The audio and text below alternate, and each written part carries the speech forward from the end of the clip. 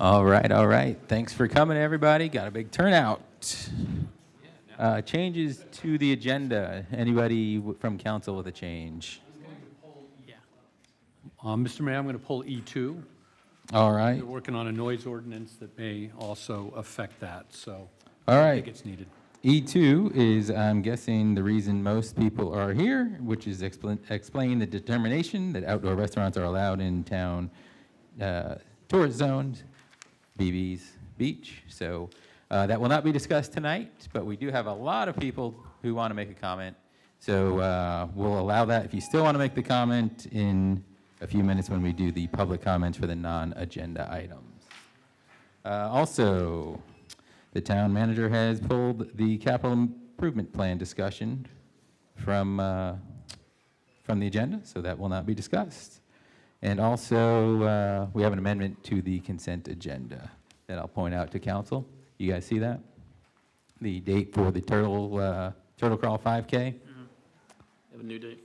Yeah, it's a new date. If you want, you can scroll up with that hand. All right. All right, moving on, presentations. We have the proclamation for monarch butterflies. Molly, do we have anybody here for that? Miss Spivey? Is Miss Spivey here? I didn't see her. All right. So it's just a proclamation for the butterfly, the iconic North American species. So we are proclaiming today, April 22nd, 2024, Mayor's Monarch Pledge Day. That is from the Sustainability Committee. Also, we have a special guest, Mr. Herodopoulos. He is a town consultant here to give council a brief on what's happening. Good to see you, Mayor. Nice to see you. And I am here, most importantly, to answer questions you all have. I know I've had conversations with Lauren and other council members about what happened this year during the legislative session. And I've had some ongoing discussions also with some of the county commissioners about the lifeguard issue that you and I discussed yesterday as well. But more than anything else, I am pinch hitting, so to speak, for Jason Steele. As you know, Jason has a long time looked out for your interests in Tallahassee.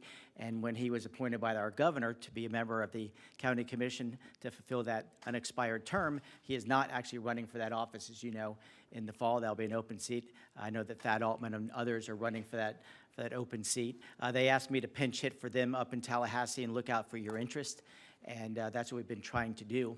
But more than anything else, what I really wanted to stress to the board members is, unlike in my time, about 10, 12 years ago, there's a lot of money right now in Tallahassee because our economy is so strong.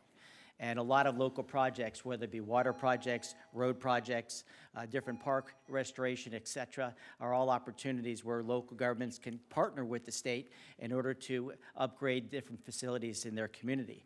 What I have found in my work over the years is that when you all can put matching funds together, whether it be 10, 50%, whatever that matrix might be, the odds of drawing down those state dollars are greatly improved, and especially when you work with your senators and representatives, let alone some of your consultants up in Tallahassee. I think that's the best use of the services. And so when Jason comes back, I believe in the fall, to serve when I leave, I wanted to make sure that that is something as a former member of the House and Senate, let alone Senate President, that is the best thing you all could be doing as a town and council and lobbying. Of course, you had the League of Cities looking out for your interest on a variety of issues, but when you talk about bread and butter issues that are most important in order to reduce the tax burden on the city and the residents there, when you can partner with the state, let alone the federal government, you can get a lot more done and leverage those dollars. That is my number one recommendation as a former practitioner in office and now, of course, out of office, working with a lot of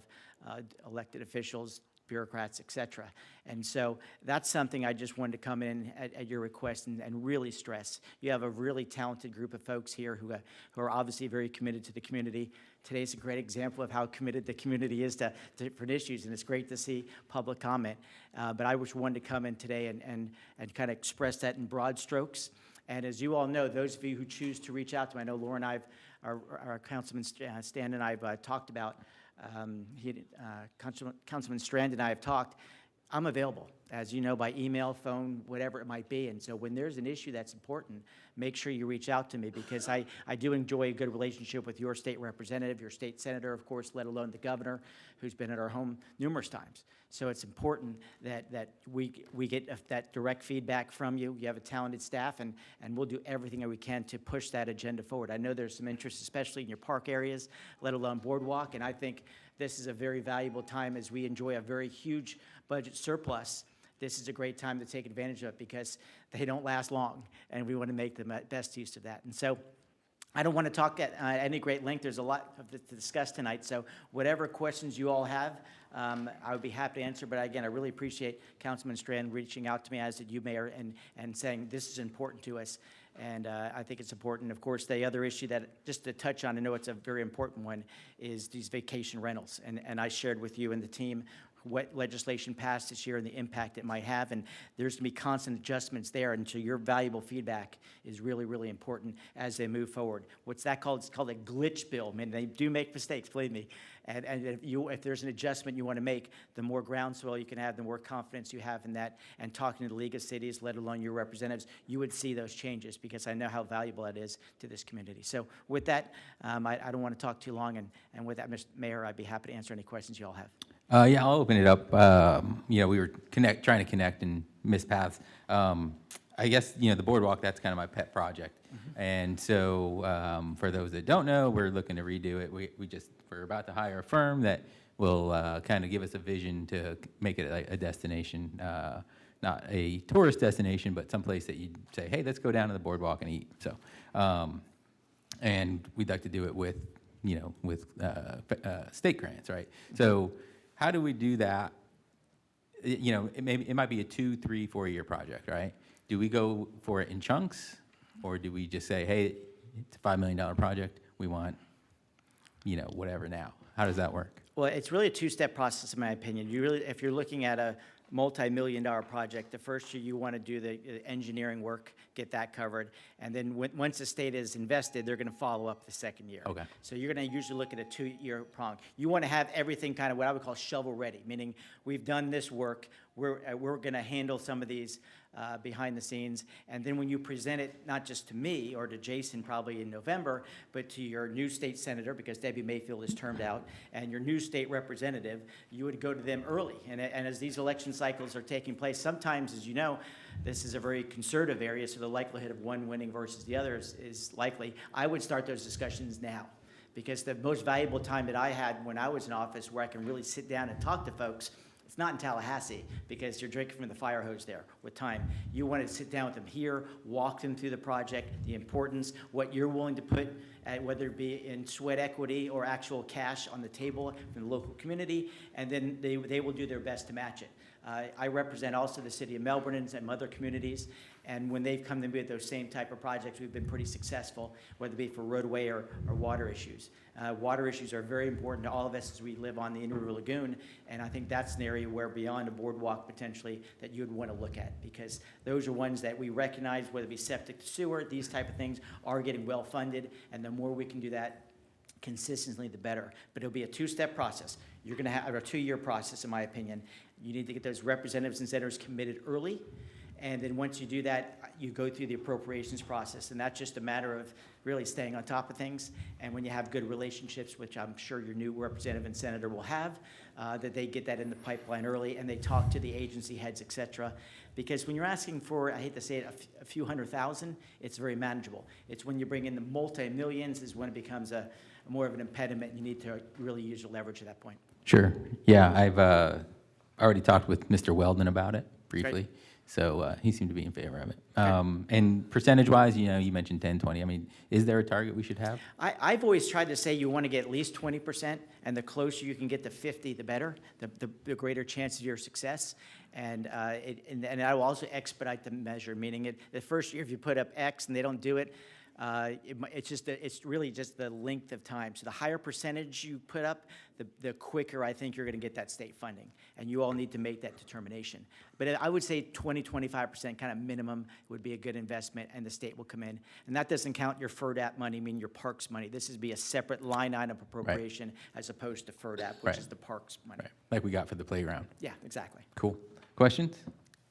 I have one. Go ahead, Doug. I was going to ask from an appropriations schedule. I know we've heard it a number of times, but from somebody who has experienced it. What is the appropriate schedule from a Florida legislature standpoint, like month? Like what kind of months are we looking at for target gating? I would literally start tomorrow. I can work with you all, no problem, getting the paperwork kind of in line.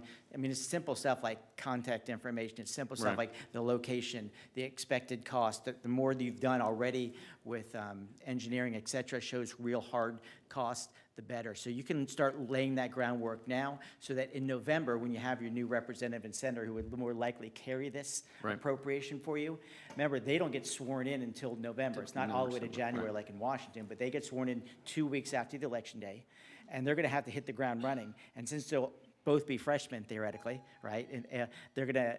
Luckily, I think your likely state senator has experience, so they'll know the process. The new House member most likely will not, at least in Tallahassee. But that's something we can walk through. Let's get the paperwork in hand, so when you talk to these representatives and senators, whether it be before or after the election, that they have something to go on. That's one fewer meeting, and that means it's in the pipeline.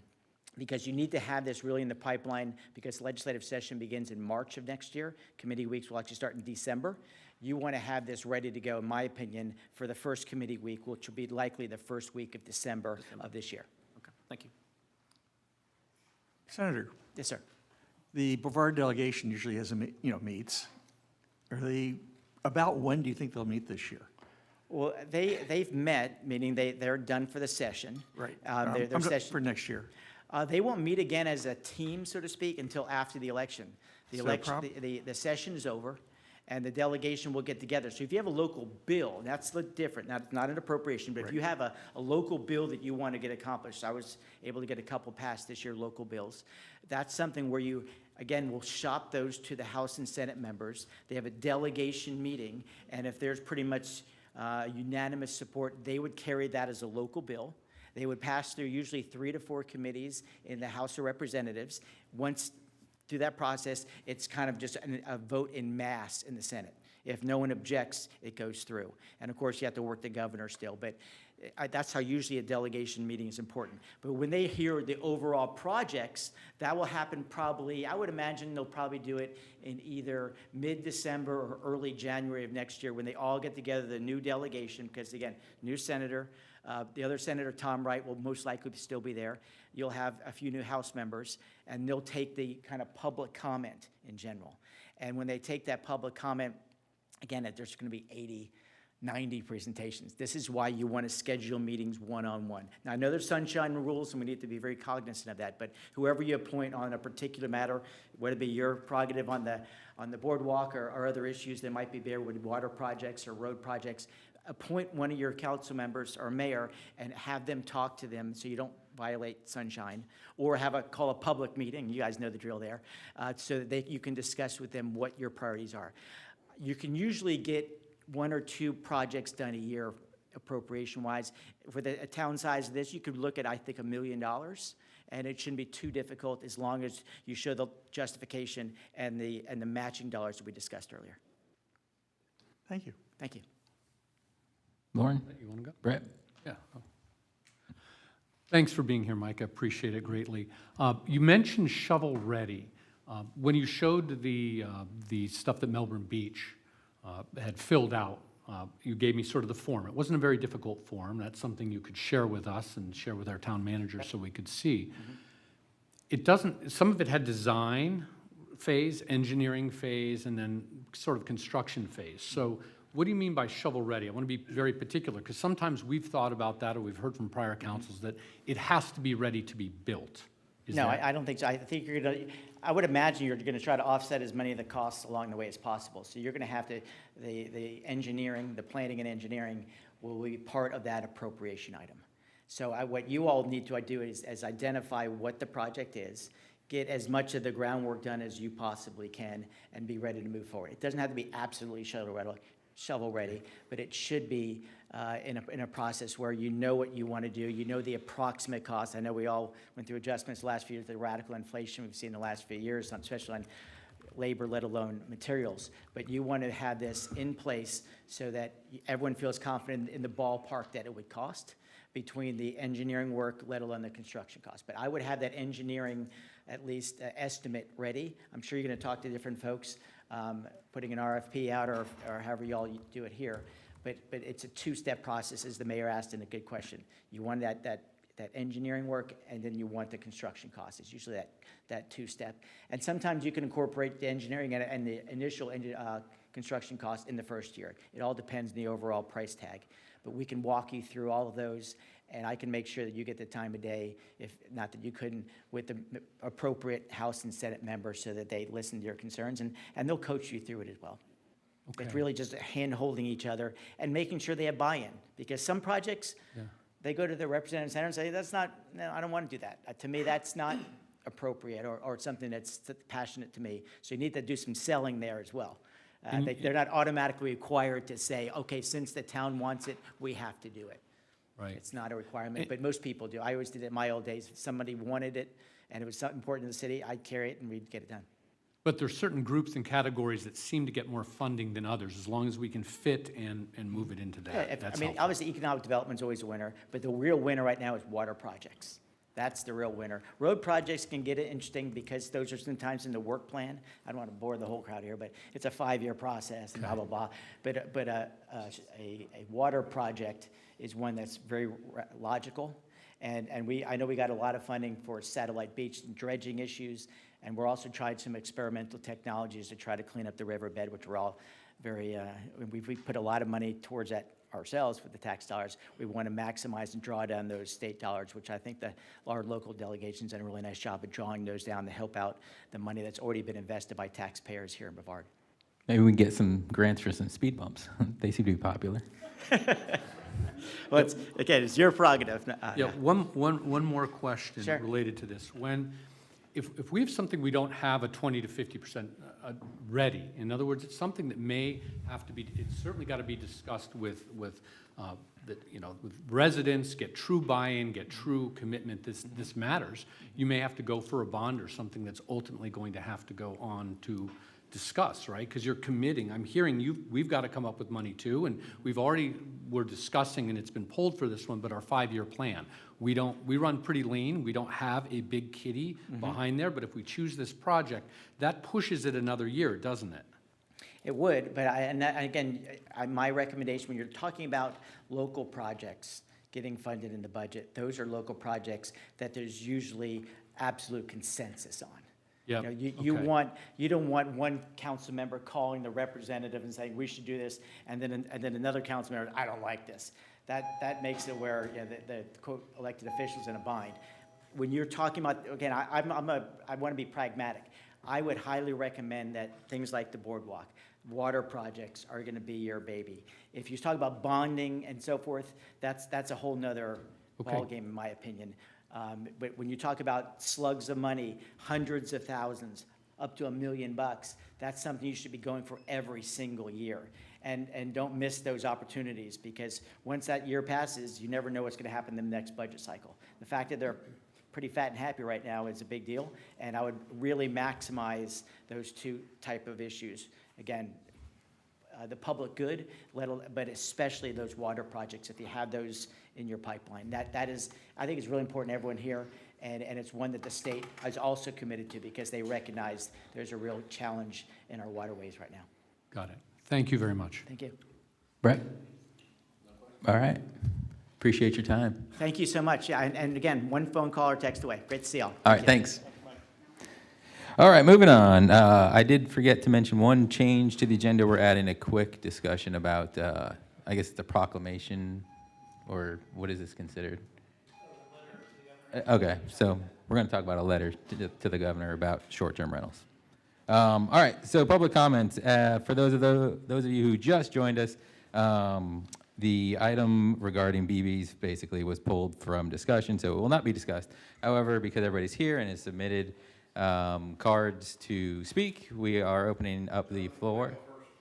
Yeah, we'll go here in order, I guess. Yeah, so anybody who wants to speak, we'll have that opportunity now. 3 minutes. We'll state your name and your address. Sure. And we'll go there. Good evening, gentlemen. My name is Emery Rowley, and my address is 501 North Miramar, Indialantic Blue Beach Resort. I'm the developer of the Blue Beach Resort and owner. I've been a Florida resident for 33 years. I've discovered the town of Indialantic in March 2021, which is an amazing gem, amazing community, passionate people, honorable people. I have a passion for redeveloping historic buildings. Old buildings, ugly buildings,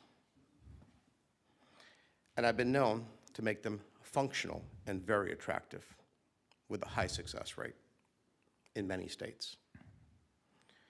Blue Beach Resort is currently the oldest and only licensed from the Florida state hotel in the town. It's built in 1950. It's just 74 years old.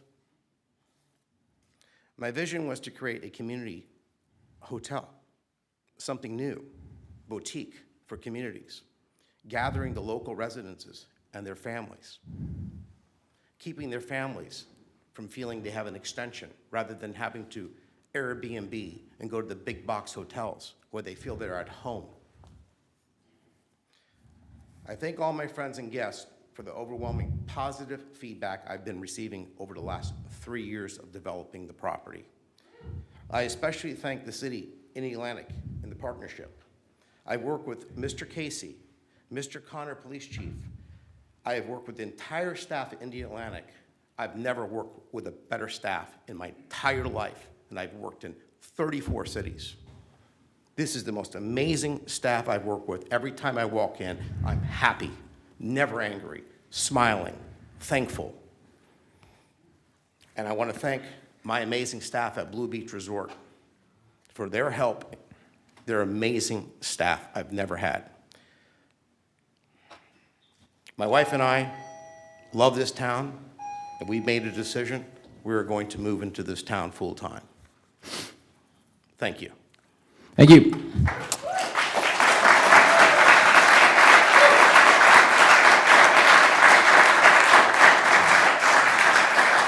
All right. Joe Riley, do you feel like speaking still? All right.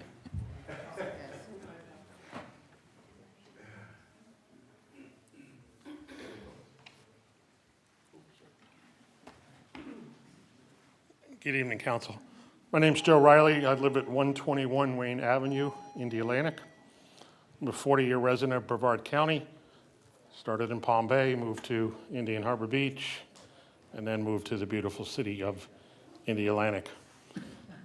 I own a business in Melbourne.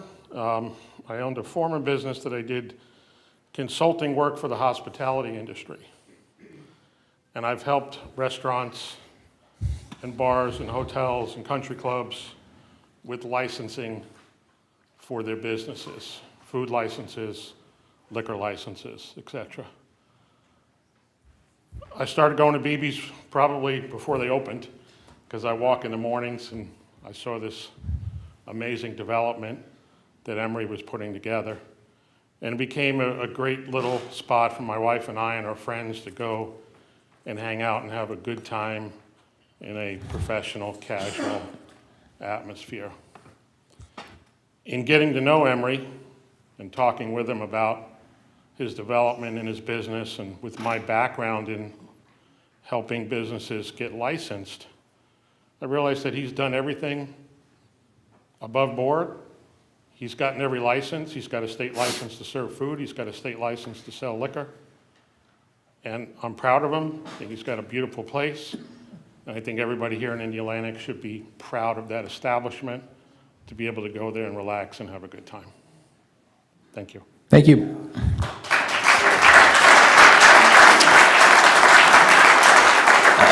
Carla Roediger. She feel like speaking, all right. Did I get that right? Roediger, Roediger, all right. but that's close. Thanks. German. So hi, Carla Roediger, resident of Indialantic, 601 North Miramar. It's wonderful that the Blue has the support, and it's not that I'm against them being operational. I just want them to be in accordance with all the ordinances of Indialantic. I moved here because I checked it, and it was a nice, quaint, small town, small atmosphere. And the ordinances don't allow them to have an outdoor restaurant unless they have an indoor restaurant. It also says they can't have a microphone, which they do, and they need to have an indoor restaurant to have an outdoor restaurant. So I'm just asking you to check the ordinances, decipher them, read them, and then explain them to see why I'm reading them differently. So thank you. Thank you. Amy Fowler.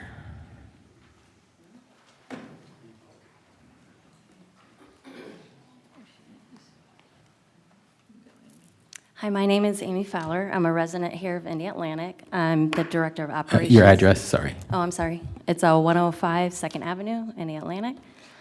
I'm the Director of Operations here at Blue Beach Resort. I just want to basically touch base with working with Emory, and this development has been an amazing event. We have now gotten to the point where I have over 42 employees. I work with local vendors. I work with local valet companies. We have 29 local musicians that we work with. I'm currently working with the cruise lines to start drawing people to Indialantic from the cruise ships. So we bring a lot of business to this area. We probably are averaging almost 2,500 guests a week that we bring into the area that spend a lot of money, and they enjoy being here in Indialantic. Between the staycationers that are coming to the resort and the locals that come to the bar. And I have nothing but positive feedback from every single patron that I talk to. And if there were any changes to be done, I would hope that you guys would take that in consideration, because this is a local place for our local guests and local residents, absolutely. And we're just doing more and more within the community, reaching out to different people to draw even more business into the area. So that's it. Thank you. Thank you.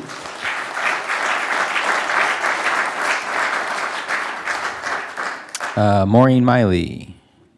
Anyone? All right.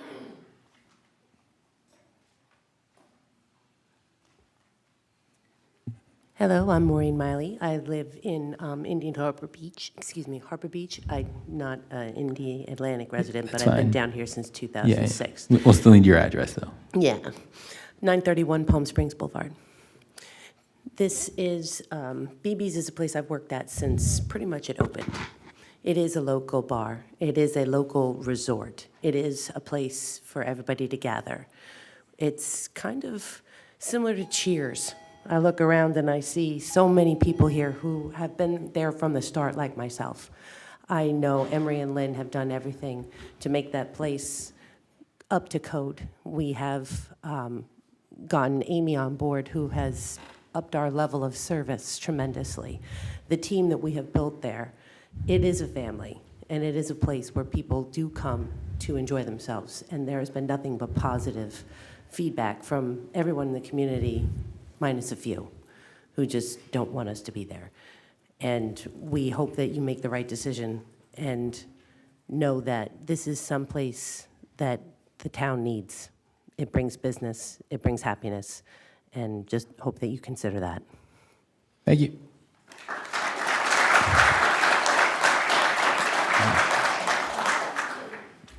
Sue Hewson.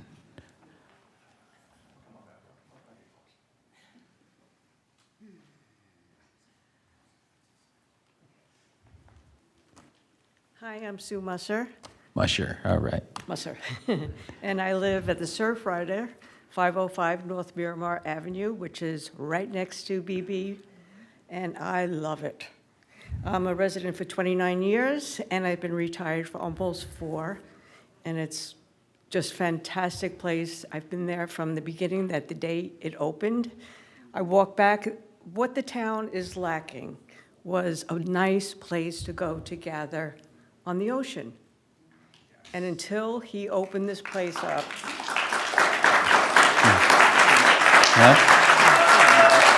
Telling you. I have watched the town grow from even the Starbucks across the street from me, and I can't tell you how happy I am. And all my guests that come, they don't want me to cook, they want to go next door. So it's just a great place. I walk in the backyard and I see families and kids playing, and it's just so wonderful. And I can't tell you how we're treated like family there. They make us feel special every time we go. They make everyone feel special, and the food is fantastic. And the company, we've met some really wonderful friends going there that we've continued our relationships with, and I just think it's a very positive place for our town. Thank you. Thank you. Right. Diane Yenchik. And in the interest of saving time, we'll ask that people keep the applause to a minimum. Hi, my name is Diane Yenchik, and my address is 2075 Highway A18. I'm in Indian Harbor Beach, and I just moved here. I'm a permanent resident, and I just moved here from Michigan 2 years ago. And it's pretty funny because I know the family, Emery and his family from Michigan, because they also have a home in Michigan, and they're wonderful people with very successful businesses in Michigan as well. And everyone I meet here in Indian Harbor Beach has asked me, have you been to Blue Beach Bar Resort? Every single person that I meet. And I just kind of chuckle to myself because I'm so happy for my friend that I've known a long time in Michigan. And my husband and I and all our friends and people that come to visit can't wait to go to Blue Beach Bar because the food is amazing. The atmosphere is so beautiful and so high class, upscale. And I know that Emery has really worked with a community. He's, with the noise ordinance and everything. He used to have bands, and now I think he just has maybe one person that comes. So he's trying to do everything he can so that everybody can be happy. And we're really happy to have it here, and we hope that it can continue. So thank you very much. Thank you.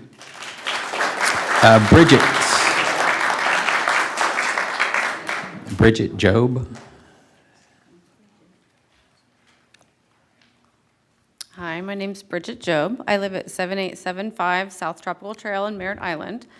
My husband and I, Joe, have been coming to Blue Beach Resort probably since almost the beginning. I think I learned about it on Facebook 321 where Brevard Eats, probably maybe 3 months after they opened, and we're like, let's check it out. And it's just a beautiful, high-class place. Every time we go, there's always an improvement they've done, something they've added. It's gorgeous. We always are treated like family.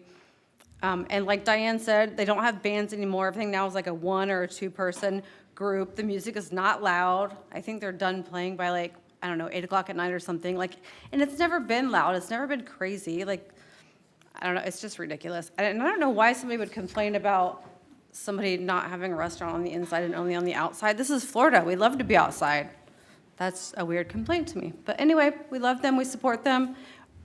We also, like Diane said, we don't have enough businesses like that on the beach. We have sand on the beach, which is disgusting. It's gross. So I applaud Emery and Lynn for what they've done. It's gorgeous, and we need more places like it. Thank you.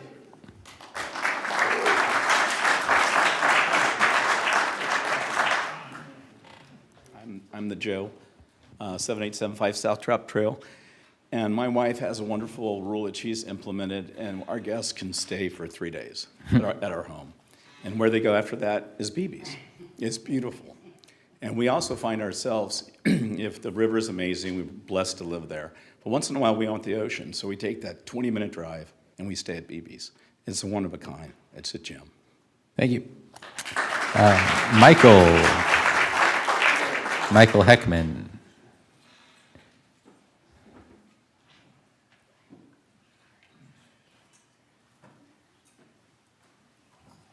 Evening, Mayor and the City Council and Chief of Police. It's all good to see you guys. We read about you. I never have a chance to see many of you. And I would just like to say that... Oh, sorry, your name and address, I'm please. sorry. Michael Heckman, 208 Chalet Avenue in Indialantic. We love it here. We bought a place here going on 4 years ago. You have a lot of nice places to go. I ran into BB's, saw it many times driving by. We finally decided to go about 15 months ago. It's a great place. Great people. It's clean. It's cleaner than a lot of places I've been. not just not just here, but I travel quite a bit, and I get into be able to entertain in a lot of different places. It's a quality place. Emery and his wife Lynn and his family, all of the people that work there, and all of the people that I haven't met yet that are here tonight, I hope to get to meet you. I've met a lot of good people, my wife and I. We love Indialantic. I would just say, don't make it hard for them to do business here, because I saw it happen back where I'm from in Hagerstown, Maryland, in the mid-'80s and '90s, where we had it going. We had restaurants, we had some bars, we just had a lot of good things going on, and then all of a sudden they were nitpicked, and finally they did what I think they wanted to do, was stop the progression of good things that happen, and don't let it happen to these people. These are good people, and these are good people. Thank you.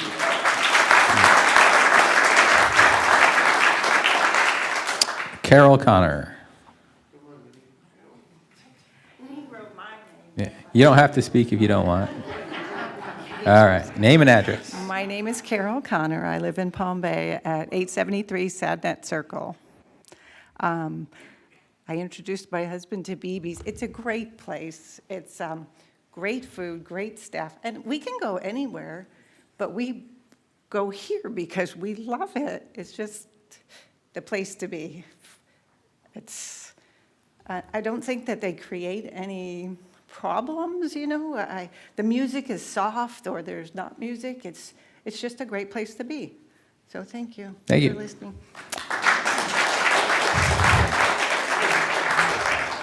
Cody Kane.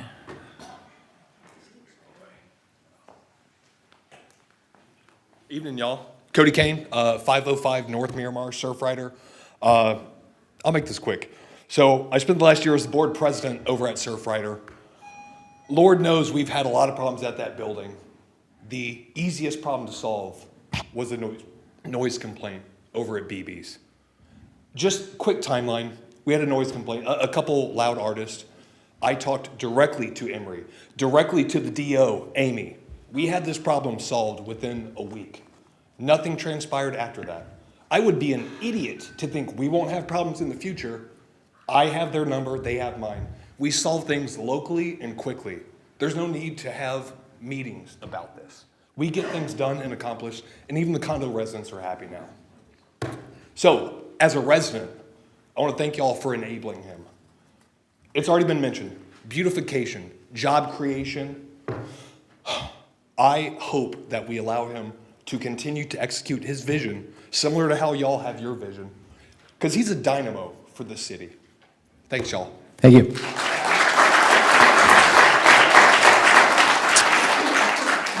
Jill King.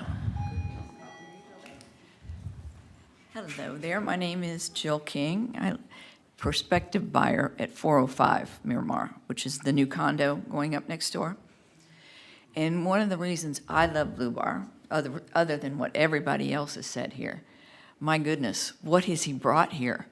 Everybody's looking for a place on the beach. It's the only place we have. And like we said, we're not going to the Sandbar or whatever Dijon's place is. I mean, we're just not going. So when he opened, I think all of us were in there right away. All of us loved it. And we couldn't believe it. Walked down the beach, and all of a sudden you see this, I saw this sign. It said, bar? I'm like, bar? On the beach? You can actually go up from the beach and get a drink and go back to the beach.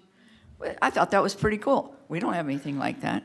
The other reason is, as a resident, prospective resident at 405, which is right next door, there's going to be a lot of, not a lot, there's probably maybe 30% of us are going to Airbnb this place. What kind of gold mine is that? So we're going to bring in all these new people to Indialantic. They've never seen Indialantic, and they're going to be able to walk next door, eat, drink, go to the beach. We're in a gold mine. We know it. We got to share it, okay? Thank you.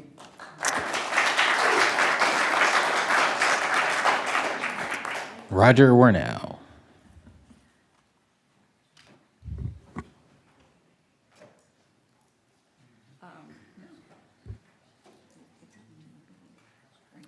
Hi, I'm Roger Wernow. I live at 505 North Miramar, and I've been there for, I think, 25 years at this point. most of the faces around here are fairly familiar. I'm not going to sit here with a bunch of complaints. I think that it's interesting to watch a new business, and I watch him from my window from my business office, sit there and grow a small business that I never thought was going to survive, and he's doing a really nice job there. There's no question about it. We've been there a few times. We've eaten there. We've brought friends there. The only problems we seem to have are more along the lines of getting this business to work well with the number of people and the city around us. We have a definite traffic problem there. I now get up at about 5:30, 6:30 in the morning and wait for the first truck to pull into our driveway and block it so that our people can't go to work. That definitely is a problem. And the only other problem we have that I think we could take care of here in this room is that these sidewalks and the area around the front of the place are getting covered with truck tires, cigarette butts, trash, and other stuff that we just can't get it as fast as it can get there. If we could straighten out the mess in the front of the place, I would have nothing bad to say whatsoever. Thank you. Have a good day. Thank you. Claudio Esposito. All right. Tim Musher.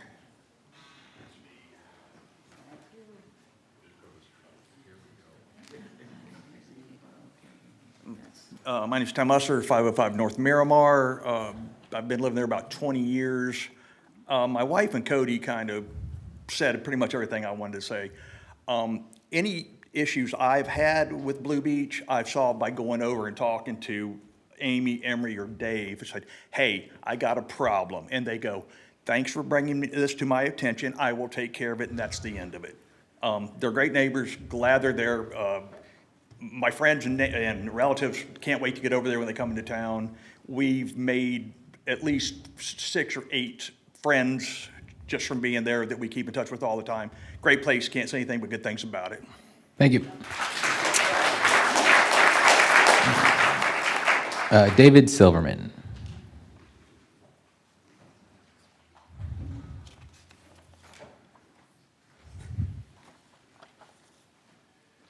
So my name is David Silverman, and I am not the judge.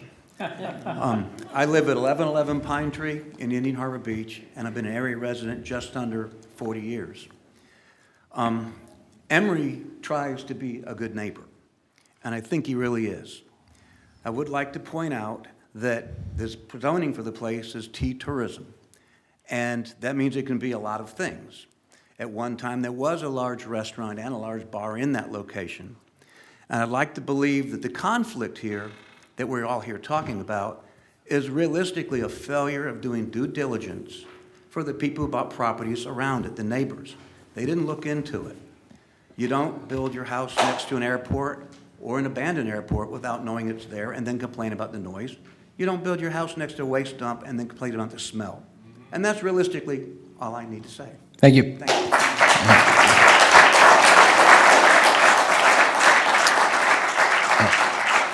Debbie Jones.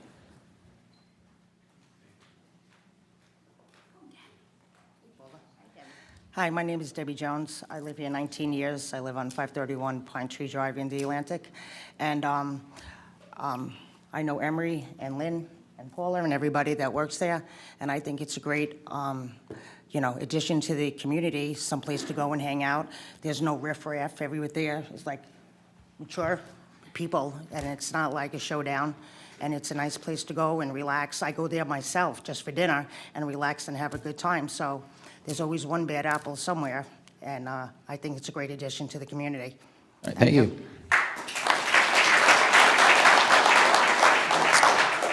One thing I think needs to be said, the town, and maybe people realize this or they don't, the town does not have the authority to shut down a business. So people worried about that, we just don't have that authority. We have the authority to enforce code, ordinances, things like that, but as long as it's not a safety violation, we have no authority. So,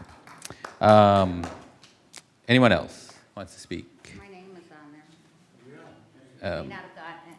Do you mind? Yeah, no, go ahead. Oh, there's more. Oh, My name is Paula Frank. I have 2 homes in Indialantic. 294 Intrepid Way is my home where I live. I started working for Emery and Lynn in July of 2022 at BB's. I also have a career, but I was bored and decided to go and check BB's out. Emery and Lynn Urali are very hard workers, and I hope that people realize what that hotel looked like before they took it over. The reputation, it was a drug hotel. So they went and they worked their heart and soul out, they worked their properties, and I'm sorry they're getting such hard time from this one person. Thank you. thank you.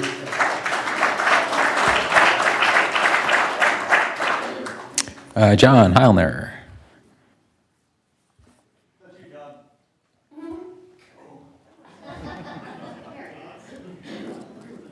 I'm John Heilner, 227 6th Avenue. I'm kind of enamored by the situation, and we filled up a room tonight. My goodness, look at this. A lot of people support the situation, and I'm baffled why a problem can exist for the really clean business that opens up late and closes down early. It's also built in a place that has to be hurricane prepared, consequently hurricane glass, and if that hurricane glass doesn't keep out any kind of noise, even at any hour of the day, what's not to like? Just been a great addition to the community, and there's no reason why it shouldn't continue to be that way. Thank you. Thank you. Yeah. Nice. Dave Berkman, 225 8th Avenue. I do support, we both love blues too, but I have a question for Paul, if you'll let me indulge him. So the topic, I believe, that was pulled was, did the town actually have the authority to grant an outdoor bar restaurant? Is it in the code, right? We're alluding to that. My question for you, Paul, if you'll let me, is if you guys do a code review and determine that it is not allowed, what happens then? Do you rewrite the code? Or if we determine not to rewrite the code, can you pull the business? Well, I don't want to happen. I've done a preliminary review of the outdoor cafe regulation, and my opinion is somewhat different from the building officials' interpretation. And I think that's one of the problems with the code, is the way it's worded. It's susceptible of varying interpretations. And my suggestion to the manager, which is not one of immediacy, but it's one for the future, is that we probably need to look at revising the outdoor cafe regulation and merging it with regulations relating to a restaurant, because it not only affects Blue Beach, but it would affect any other similar type of entity that might want to open up along Fifth Avenue or along A1A, something of that sort. So I think that's our future outlook. As far as today is concerned and how this applies to Blue Beach, we've been in touch with a very competent professional planner that the owner of Blue Beach has hired. We're working with that individual, and I've had a number of real positive discussions, and we're trying to get things worked out. So the code isn't clear whether it was actually permitted or not, even though there were restaurants in the past. Well, so I think the objective is to fix the code, and I'm hoping you guys have 5 out of 5 support to continue this type of business, because we do need it. We want to fix the code, and I will tell you, though, that as far as whether it's allowed or not allowed, I think the building official's view was, even with the imperfections in the code, it's something that is allowed. Otherwise, he wouldn't have issued the permit. So can the town change its mind after the fact? The town can change its mind, but to the effect that it may have a negative impact on Blue Beach, they probably get grandfathered in on whatever exists. Okay. And I would think that the crowd you'll see next. And I would think the crowd you see next time, if the intent is to change it, would dwarf what you see here tonight. Let me just say this, in closing, our goal is not to go out and close down businesses and create hardship. We want anybody out there that's running a good, honest, legitimate business to be successful, make a profit. That's the American way. And to the extent that it's fostering a good influence in the community, then so much the better. Yeah, I just want everyone to realize it's not against Blue Beach. It's the code. So, thank you. Jeff Chandler.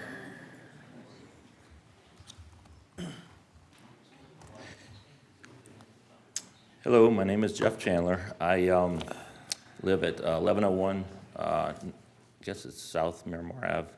Anyway, I rented at Surfrider and was there about 7 months. And I liked it so much that I bought here. And I love the area. I've been in Florida for over 50 years. I grew up in Sebastian. I have a restaurant on the water, very similar to Blue Beach. And the people there are like family. I've met many residents, and I fell in love with the place. I don't know whether people have even thought about the amount of sales tax that's involved in a restaurant like that. But I do know this, that they do very good numbers, better than mine, and I know what I pay in sales tax. And it's intense. It brings in a lot of money. You know, I've looked at the codes a little bit here and there, not like studied them hard. And I've also been in the hotel business, and I was in a similar situation where the hotel is allowed to have a restaurant adjacent to it. Now, I don't know the code that I looked at. It may or may not apply here, but I think that if something can't be rewritten to make this work, that we should look at every aspect of all of it. The town will benefit from it. Thank you. Thank you.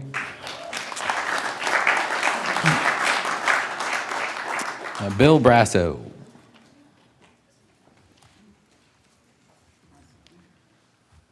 Good evening. Bill Brasso. I live at 1281 Stephanie Court here in Indialantic. Have been in Indialantic now for since December.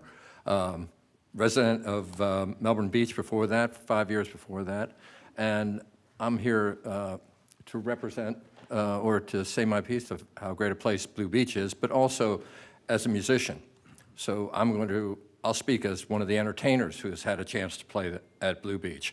And I can say that we really enjoyed it. I played with a three-piece band, so as it stands right now, we're not able to go back, but we're hoping we get that opportunity because local musicians need to play here. And that's a fantastic place to play, to be able to get seen, to be able to be hired, and to be able to play really nice music for these wonderful people. We really enjoy entertaining them, and for such a class place, and the staff that works, Amy, everyone who works there are just excellent people, and it's a wonderful place to play, and I just wanted to say thank you an awful lot, and Dawn's Dusk really loves to play there. So thank you. Thank you.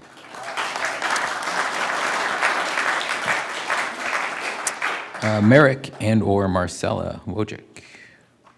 Anyone?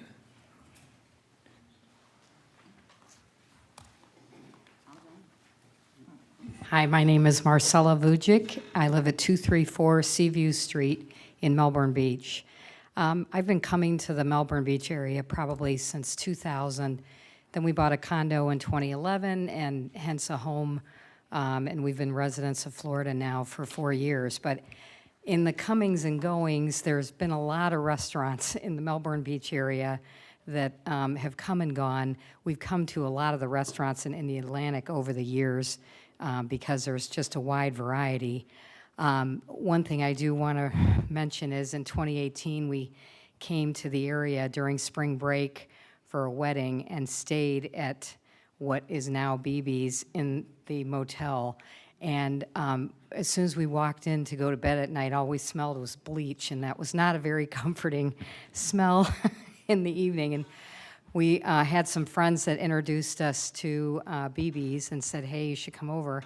And we've gone there several times, and just having that venue on the beach, there is really nothing like it in the area. And it is upscale, it's quiet, it's nice, you can hear the ocean, just a beautiful place, and everything is about it is upscale. It's more of a boutique hotel, and love what it's brought to the area. So hope it continues to flourish. Thank you. Thank you.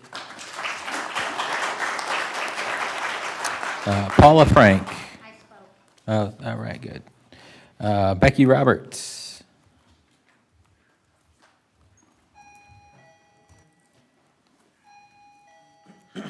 Hi, I'm Becky Roberts. I live at 755 North Highway A1A, a couple doors down from Blue Bar, and I have nothing but positive things to say. And I enjoy walking by it, and I walk regularly. And one of the reasons why I'm up here, because as far as the beautification of Indialantic, I'm addressing the corner of CVS, Highway A1A, and Fifth Avenue. And my girlfriend and I walk regularly. We pick up trash in Indialantic when we can. We don't mind. We love Indialantic. When we go through that area, CVS corner, we kind of we're very overwhelmed with the amount of trash, with the timbers or the landscaping timbers that are falling onto the sidewalk, and everything else that might be in our way of walking. And I just wanted to challenge someone to maybe talk to whoever might lease or own that property to clean it up. I don't know if anyone else has noticed that, but everything else about this town is gorgeous. I'm not happy with the way that looks and how it's being taken care of. That's all. Thank you. Mike and Joe, can you guys? Okay, Right. thank you. Thank you. I mean, we know the owner of the property lives in New Jersey. That's all we know. Yep. All right. Marie Mosley.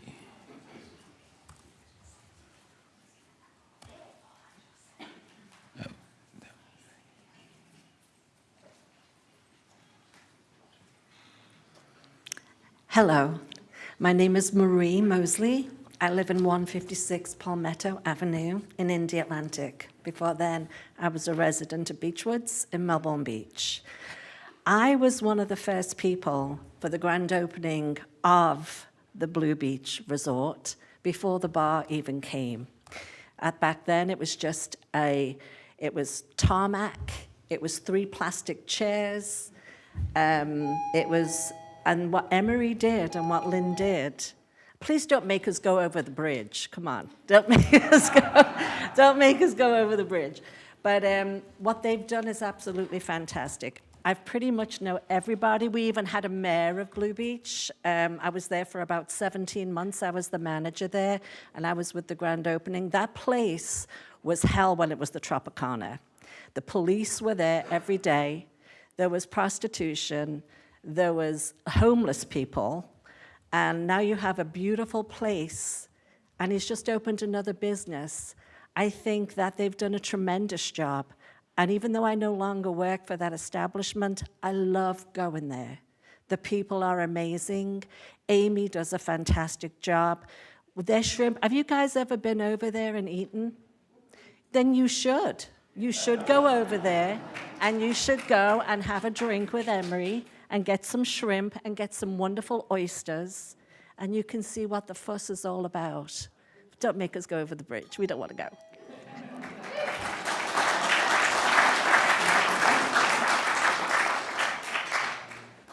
Vin with a T. Trapuno, Tropiano. Does that sound familiar to anybody? All right. Oh, we didn't. Okay. Casey Handelin. Hello, Casey Hanlon, 241 Miami Ave. So I echo many, many things that everyone has said. I feel like I'm a little late after what you were talking about, but I want to take everybody back a little bit. We are 4 generations.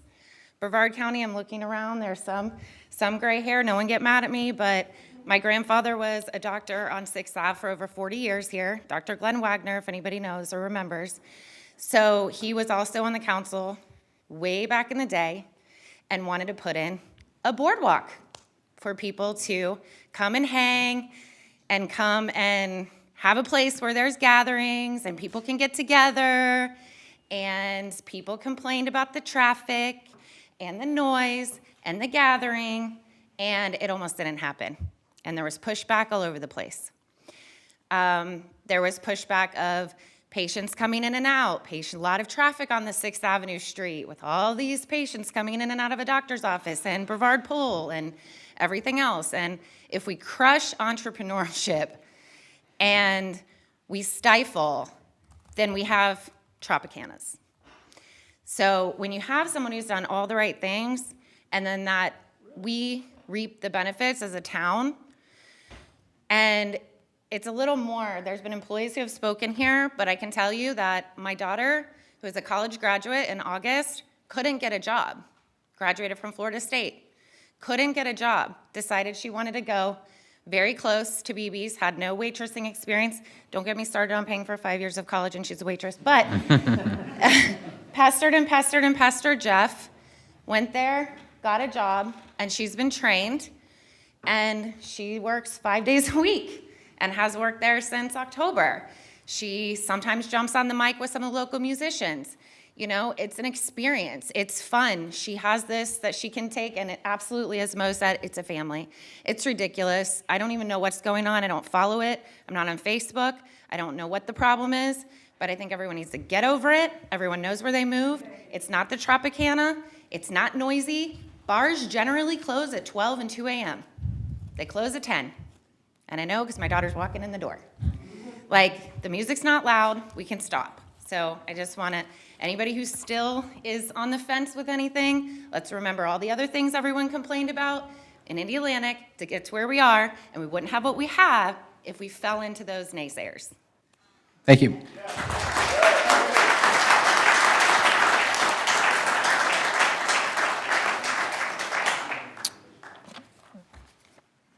Lucas.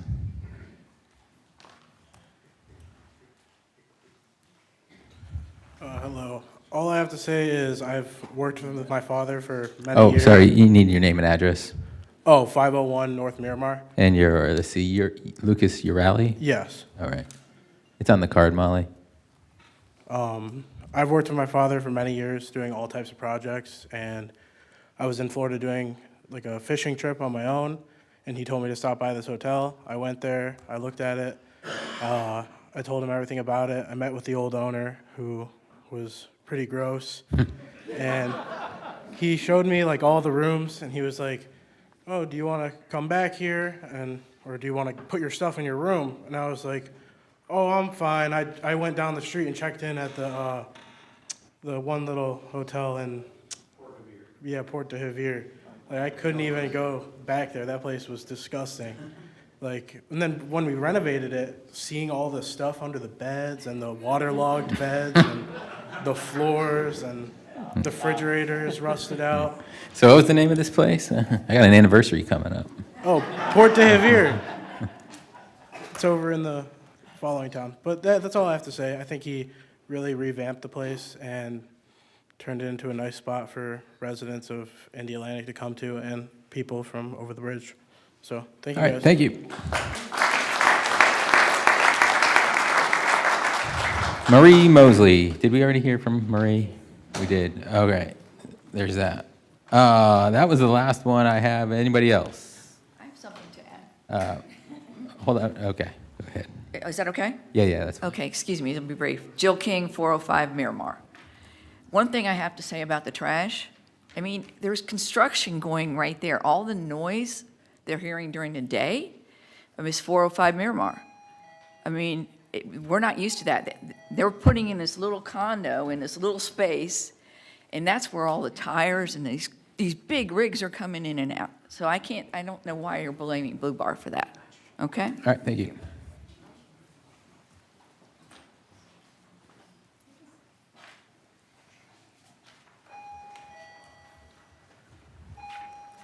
I don't think I'm going to get much applause. No. I'm Jim Seaton. I'm a resident at 601 North Miramar, and before I bought the place, I did a lot of due diligence in terms of what I was buying and where it was. And so, and I'm not going to spend time here complaining or anything. I think there's a lot of people here that hasn't ever looked at the ordinances, and all we're asking for the town is to enforce them. So let me read some of those ordinances. Out of section 113, 337 on tourist districts, it says hotels and motels of not less than 10 rental units are permitted to have related service activities such as restaurants or shops, provided such uses are situated on and are part of the hotel or motel building. Let me repeat that last phrase, part of the hotel or motel building. Under section 113-4, a restaurant means an enclosed building in which food and beverages are prepared and served to the public at tables in a dining room located therein, and shall not include open air or drive-in restaurants, diners, hot dog stands, barbecue stands, or similar establishments where food is delivered or served to in cars or on stools outside the main body of the restaurant. In section 113-4 that defines outdoor cafes, it means an outside area which contains tables and chairs for use in connection with a food service establishment. Section 113-249 about outdoor cafes says, notwithstanding the prohibitions set out in sections 113, 336, and any conflicting provisions, a business properly operating an enclosed restaurant may operate a contiguous outdoor cafe, providing the following requirements are met. Only contiguous property leased or owned by the restaurant may be used for outdoor cafe seating. Such property must be adjacent to the licensed establishment. A minimum of 15 square feet per seat shall be required. However, in no case shall the number of outdoor seats exceed 50% of the total of indoor seats. Outdoor seating is allowed from 7 a.m. to 10 p.m. only, except as provided in other sections. No music, public address system, or outdoor entertainment is allowed. In section 10 of that part of the code, there shall be provided off-street parking for each living or rental unit as designated in each of the following categories. Restaurants and lounges will be required to meet the additional parking requirement of 1 parking space for every 5 seats. This is the code, and then the residents there, when my grandchildren come and visit, all we're asking the town to do is please enforce the code. Thank you very much. Thank you. All right. Anyone else? No. All right. All right. That's public comment regarding BBs. Thank you all for coming. You're free to stay. You're free to go.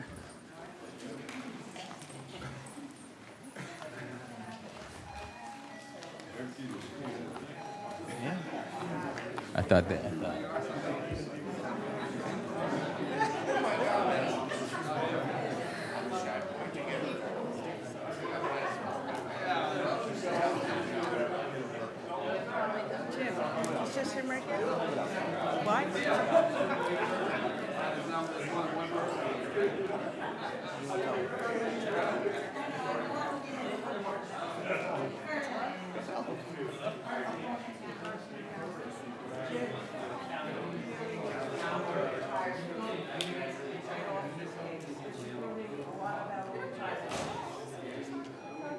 All right, moving on. Gabrielle, are you agenda? Okay. Are you a non-agenda item? Okay. Okay. All right, moving on. We have James Moore. Council, listen up. Oh, sorry. All right, James, go ahead. Good evening, gentlemen. I just want to piggyback what Mr. Herodopoulos was speaking about earlier. I'm James Moore. I live in 310 Melbourne, 310 Amberjack, Melbourne Beach. Been resident. He just got it. Sorry, say it again. James Moore. Sorry, I'm James Moore, 310 Amberjack Place, Melbourne Beach. I've been a Beachside resident for about 20 years. I worked for Health First for 6 years doing orthopedic trauma. I pivoted to start an engineering and electrical contracting company. We specialize in electric vehicle infrastructure. So we've been looking at bringing in electric vehicle charging to the beachside communities. We've already helped Satellite Beach. Looking at the community and what you guys are anticipating to do down at Nance Park becomes a great opportunity for us to assist you guys. So piggybacking what Mr. Herodopoulos was speaking about, as you guys look to revamp that, new building code requires all new construction has electric vehicle charging infrastructure. We'd like to assist you guys to bring in free charging stations that we would own and operate to help you. So to get you to that 20 to 30% mark, I think we have an opportunity to work together. Looking at what has been done beachside, there's a new charging infrastructure that was brought in. Looking at what they're doing, we're part of Drive Electric Florida. We're working with all the utility companies. We're working with Tallahassee. We're working with the FDOT. Some of the infrastructure that's being brought in, it's not going to meet the new codes that are coming out. It doesn't make sense to purchase products that in a year, 2 years, 5 years are obsolete. It's going to require a rip and replace. We're working with national partners. We're working with every electric vehicle charging manufacturer, every major electric vehicle every electric vehicle manufacturer. We know it's coming. We know how to support it. We'd like to help you guys to do the right thing. James and I, we spoke earlier today on the phone, and basically his proposal will probably come next month, so we can discuss it and vote on it if we want to move forward with it. But basically, install Tesla chargers somewhere at no charge to the town, and they would be maintained, as far as I understand it, and possibly some type of revenue sharing. Is that correct? Yes, sir. So that's just because we talked this afternoon, I said, hey, why don't you come out today and just broach the subject with us, and then next month, maybe some type of presentation. A little more formal if the council would be interested. Yeah, so is that something you guys would be interested in hearing next month? So I'd like to understand, yes. You were indicated there's a mandate. So Can you explain that a little bit more? Yeah, new Florida building code says that all new construction requires at least one charging station. When you say all new construction, is it the type of construction? Because obviously if I put up a building, I don't have to put an EV charger in, I would expect? No, any new commercial development, if you have one parking space, it requires at least one charging station. And then it ramps up from there incrementally to the point of about 26 charging spaces, or excuse me, 26 parking spaces. Then you have to have 20% of those spaces available to bring in new. So looking at Nance Park, if you guys do a renovation there and that falls under the new code requirements, I anticipate there's at least 100 parking spaces in there. So, so that would be 2 mandated charging stations in, and then 20% of that 94 number to be able to expand to an additional 18. Would that mandate apply to a boardwalk modification or rejuvenation? That's probably a bit of a reach to ask tonight, but I don't know. There's got to be a threshold, I'm sure, which qualifies. There does, but I think that when you look at it, at the global shift from internal combustion to electrification, if you guys are going to do a renovation there and you're going to change what's there currently for the infrastructure, if you're going to bring more power in, then it makes sense to actually bring the power in to support electric vehicle charging at this point, as opposed to retrofit and do something down the road. Do it down the road, we do that. We're working with all of the major hotels. It means that you're going to have to be ripping out all of that and then bringing in. So it's a good point, because you obviously the charging station is just the end of the long tail. Say that again? The charging station is just the end of the logistics trail to get the electricity to the vehicle. Exactly. So when you say you're going to bring in the charging stations, who's responsible for paying for bringing in the power, actually the power from the grid? Okay. Okay. Thank you. And like Mr. Herodopoulos. And you'll work with FPL to do that? Can you get Christmas lights in?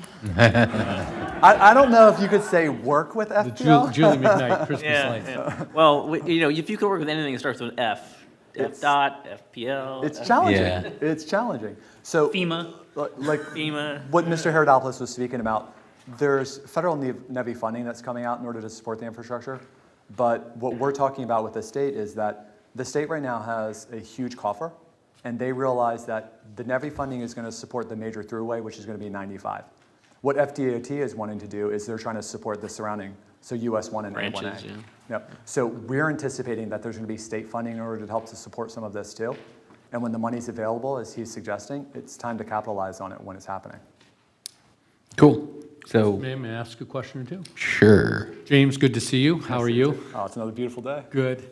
One of the things that I'd encourage you to do is educate us a little bit and put it into the packet before it comes before us, right? That's probably what you're going to do, because a lot of people here subscribe to the packet, and that will help beyond the council. The residents get an idea, and you can, layperson's terms, sort of what is set up.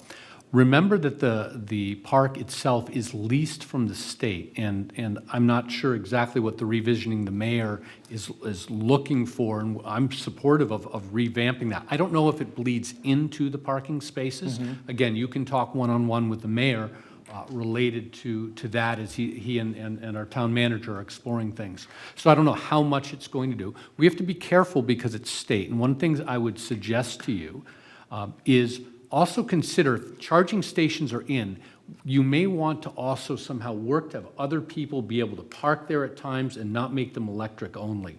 I've fielded a bunch of, every month I field, why do people have parking permits? Can out of town people can get parking permits, by the way, to park there?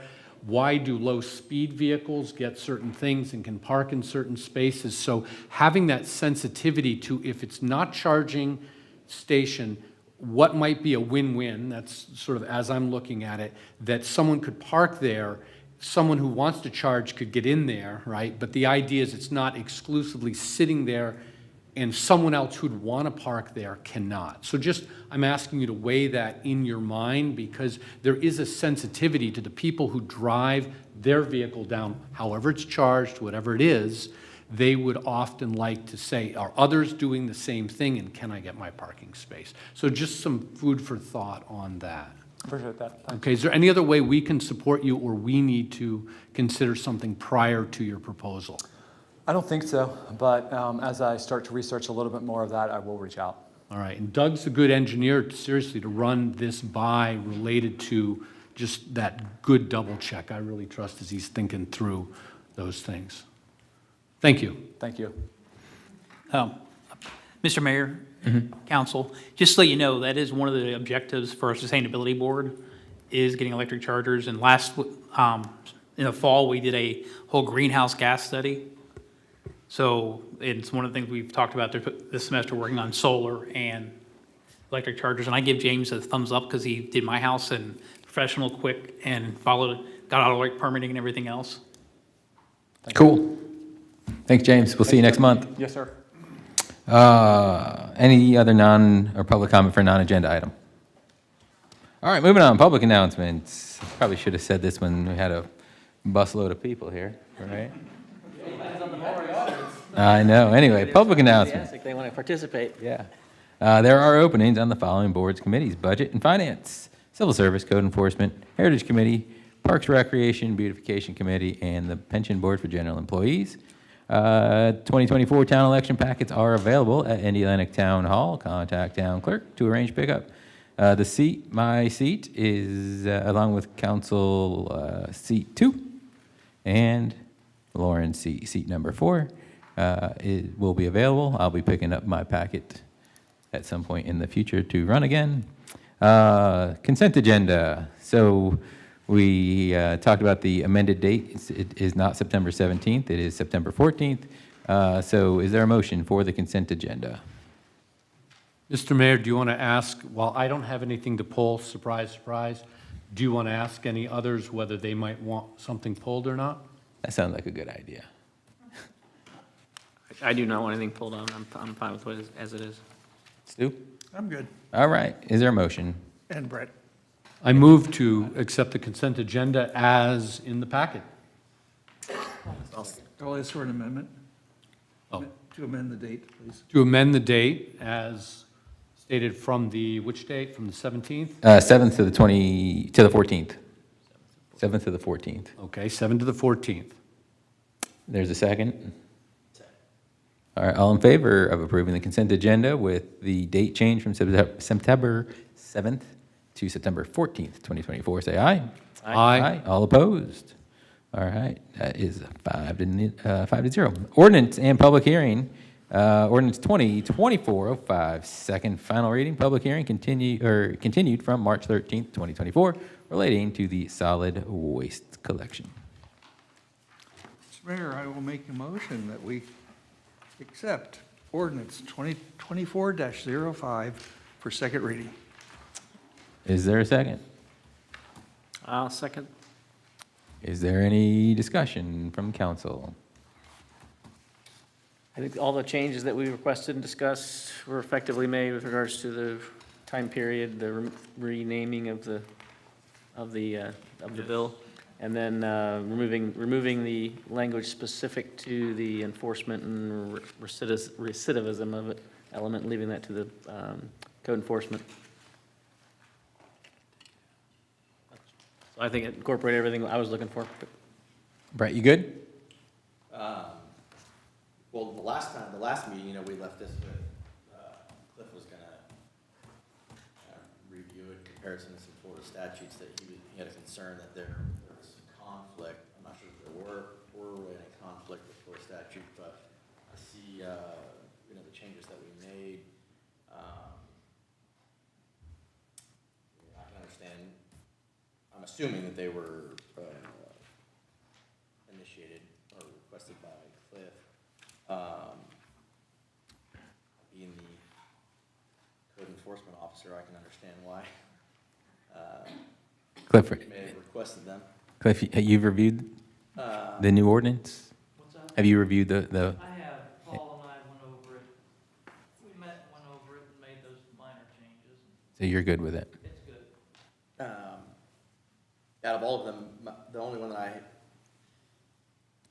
don't say it's concern, but you know, I would imagine Dick would probably potentially want to address this, and we previously had each street with a residential dwelling shall be inspected by the code inspector, and we had at least twice per calendar month to ascertain whether there's a violation of this section.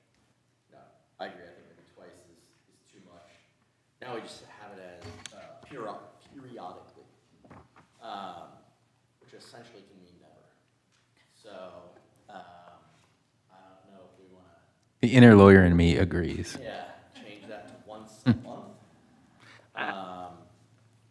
At least if we're really trying to, you know, affect some sort of change as far as what people do, you know, behavior-wise. No, I know, you know, that's, I guess, kind of my thoughts. Any input from council? I agree with Brett.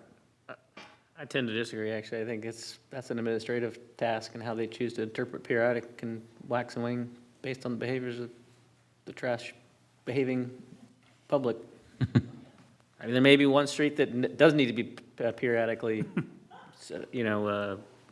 surveyed every week. There may be other streets that you never have an issue with, and so you don't need to go down them. I think it's burdensome to say that you have to do every street twice a month or once a month, because otherwise now you're taking away the ability of the town staff to be more agile in their administration of the amendment. I understand the concern, but that's my input. So I'm going to build on both what Councilmember Miller and Wright said. I understand periodically is in there to give some flexibility for interpretation. So my question would be, what would the policy be? Because if you're going to choose what periodically is, and I think it's very valuable because we're making this effort and we don't, depending on what periodically could be, right?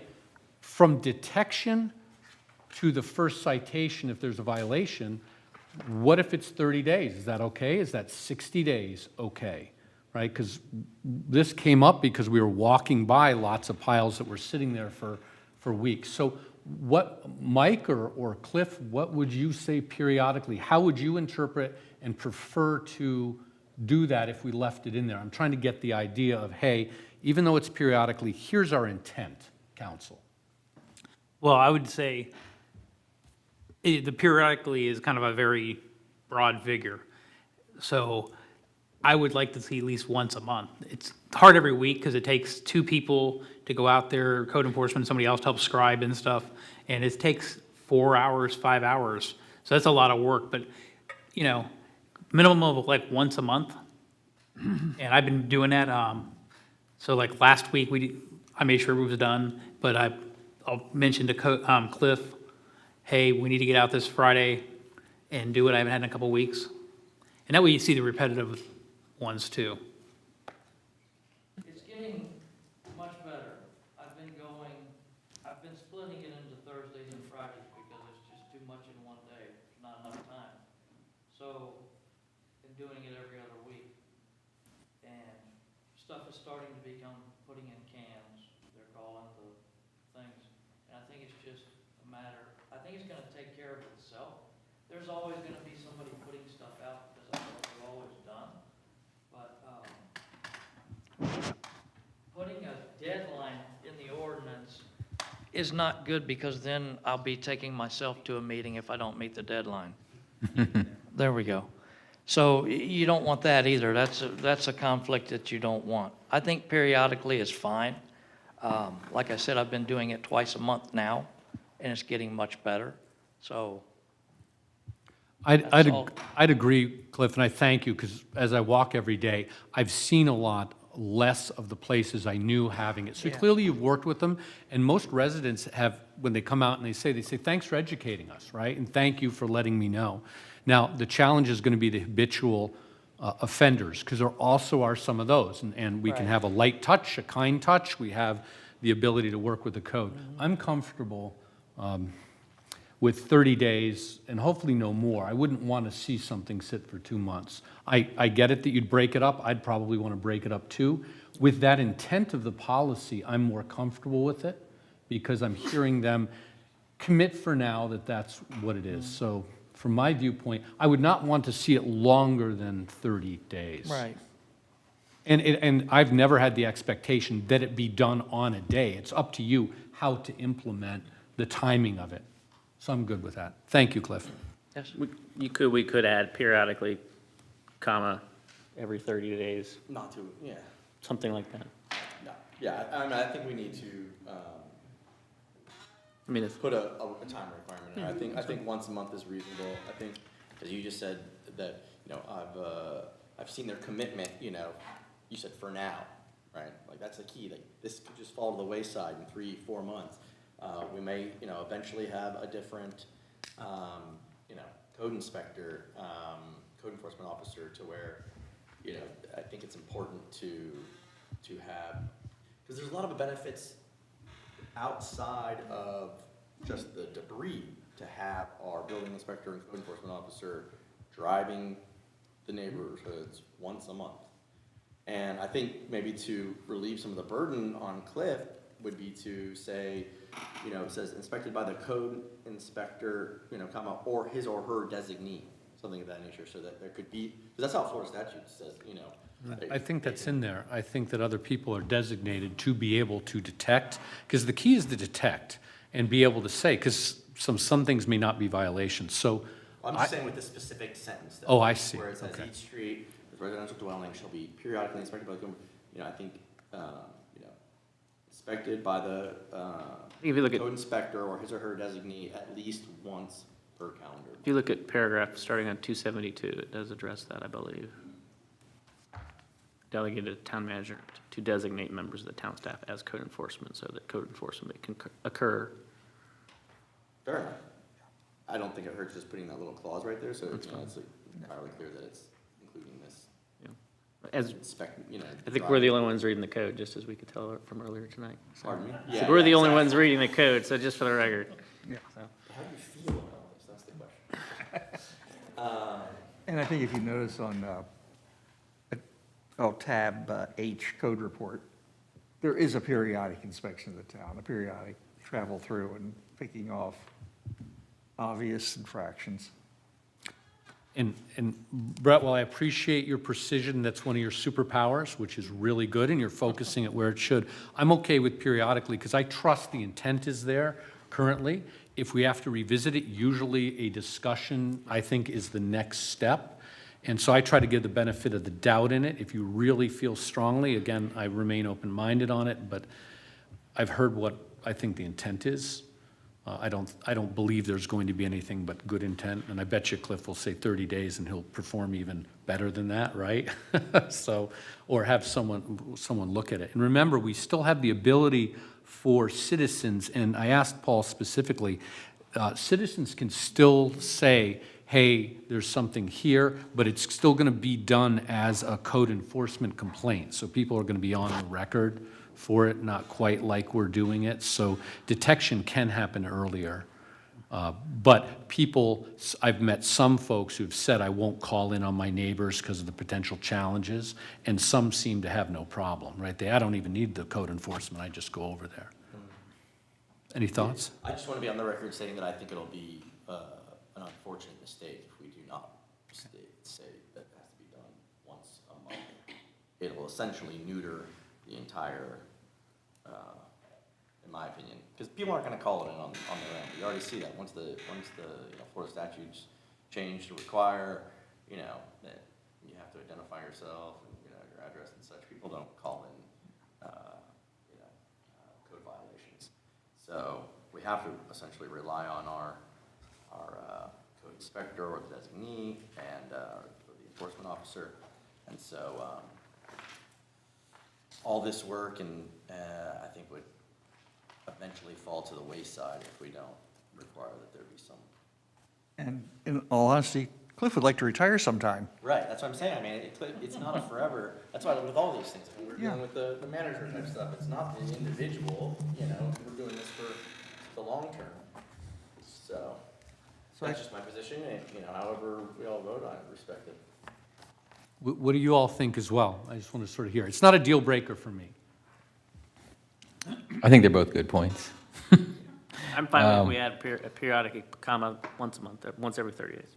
It's fine. It conveys the intent. Yeah. I agree. I still I believe we need to have a definitive time frame. Yeah, and it's probably better to be stricter. Yeah, we don't than say not. the third Wednesday of every month. No. Right. Only on a full moon. And eclipse. No, that's 20 years. We don't want to wait 20 years. So Paul, we can make that change and still approve it tonight, right? Yes. All right. Brett, do you want to make a motion? Yes. I think there is a motion. There's a motion on the floor. Or amend the motion?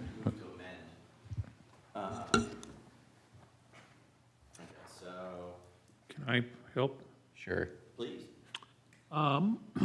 In line 254, after the word inspected, insert at least once every 30 consecutive day period.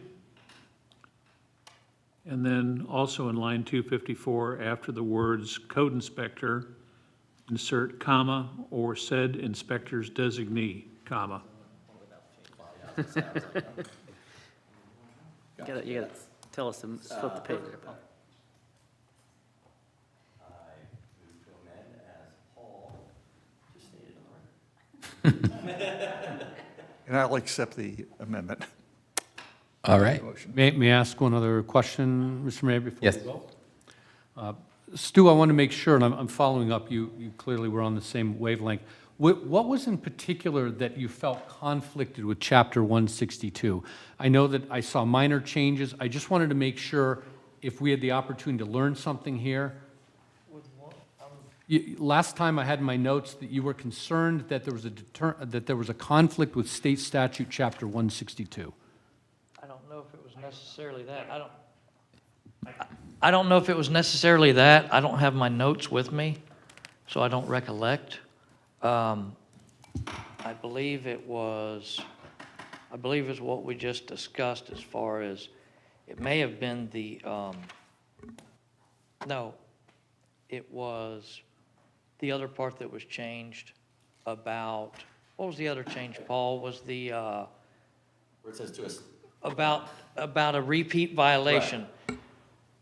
That was the area that I had trouble with because the statutes lay out the only entity that has the ability to determine a repeat violation is the code enforcement board themselves.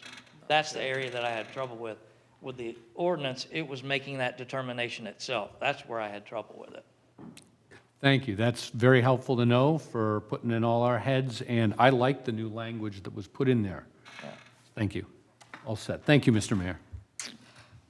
Public discussion or comment? All right. All in favor of approving ordinance 2024-05 as amended per Paul's statement, say aye. Aye. All opposed? Yes, Stu did. No, Stu accepted the amendment. Correct. Amended language. It was his motion. All right, moving on.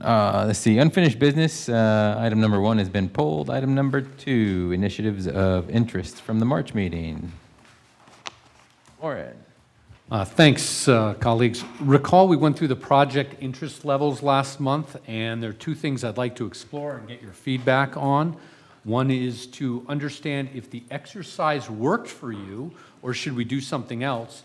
And number 2, who would champion any of those items if you'd like to? So the question is, did it work? Or Yeah, did you like it? We were able to work through a whole bunch of ideas. We got sort of that consensus or feel really quickly for the duds and ones that bubble to the top, which allows us to not spend time working on something that other people, by the time we bring it here, are like, no. If I may, I don't like the surprise element of it. I felt kind of surprised or blindsided. So I would recommend that if we want to do this again, let's put it on the agenda with the items and say that this is the way we want to go about polling the council. I think it would just work a little smoother, give everybody a chance to look at it, think about it for a day or two. Yeah, or a paper poll. Yeah, just in general, just give it. Yeah. But I mean, it's a good exercise not to waste your time or anybody else's time to figure out what the interests are, so. Yeah. In general, I like the idea, just think we could refine the process. I thought it was good. It's good feedback. I mean, I thought overall it was collaborative, which is, I know it's hard because of the Sunshine State rules. So, and then not to call a separate special meeting is problematic in its own nature and maybe not beneficial to the budget and all of our time constraints. So. I agree. I like the idea of it. I also agree with Stu that the process of it we just refine. With that, with like the advance notice, that way we, like you said, we'll come in with more informed opinion. Maybe the scoring system, as opposed to going from 1 to 10, 1 to 5, might actually be easier. You know, because then we'll just be able, like, you're either going to feel really strongly, not, or kind of in the middle. You know what I mean? It was tough. Anyways, that's just my opinion.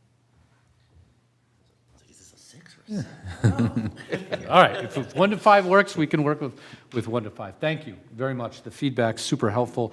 One of the reasons I didn't, I was thinking about it, it felt a little risky to me. I wanted to try it. It's something we've done in business to brainstorm and find what's really good.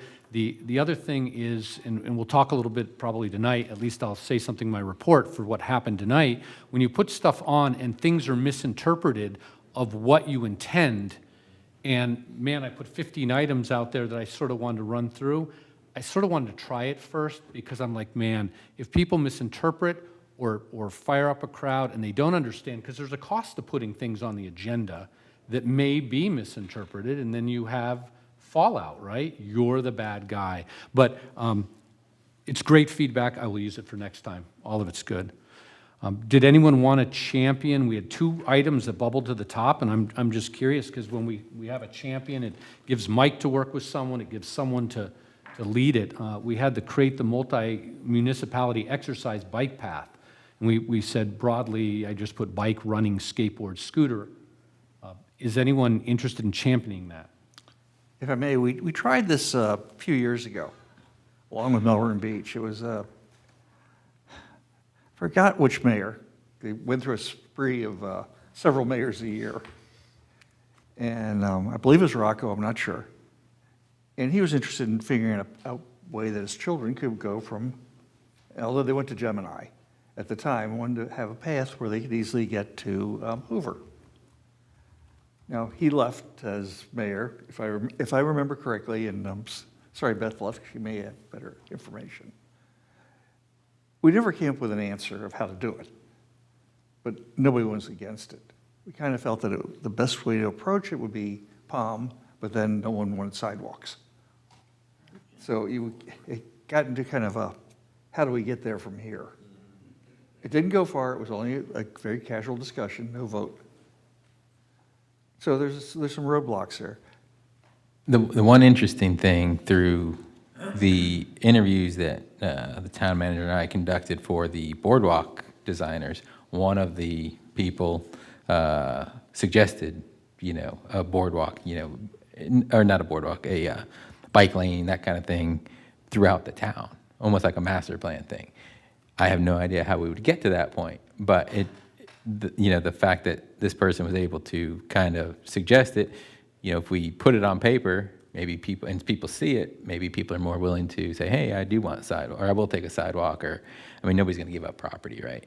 But, we're certainly not going to do eminent domain for a bike path, nothing like that. But, if there's a vision, from some type of planner, maybe we go that route. Yeah, I'm not asking to solve it, and I appreciate the input. I don't want to shut any discussion down. I just wonder if it was burning in one of your hearts to be the champion, because this is exactly what a champion gets to go do. Stu said it very, very well. We can look at the history of what was tried. We can look at today. Mark brought up another asset that can help us that may know more than we know. Is there someone who wants to run with it, or do we just lay it aside for now? I want to, go touch a little bit maybe more on the process. First of all, I want to thank you for bringing this up, because I think this is helpful. But it's kind of somewhat related to my code update.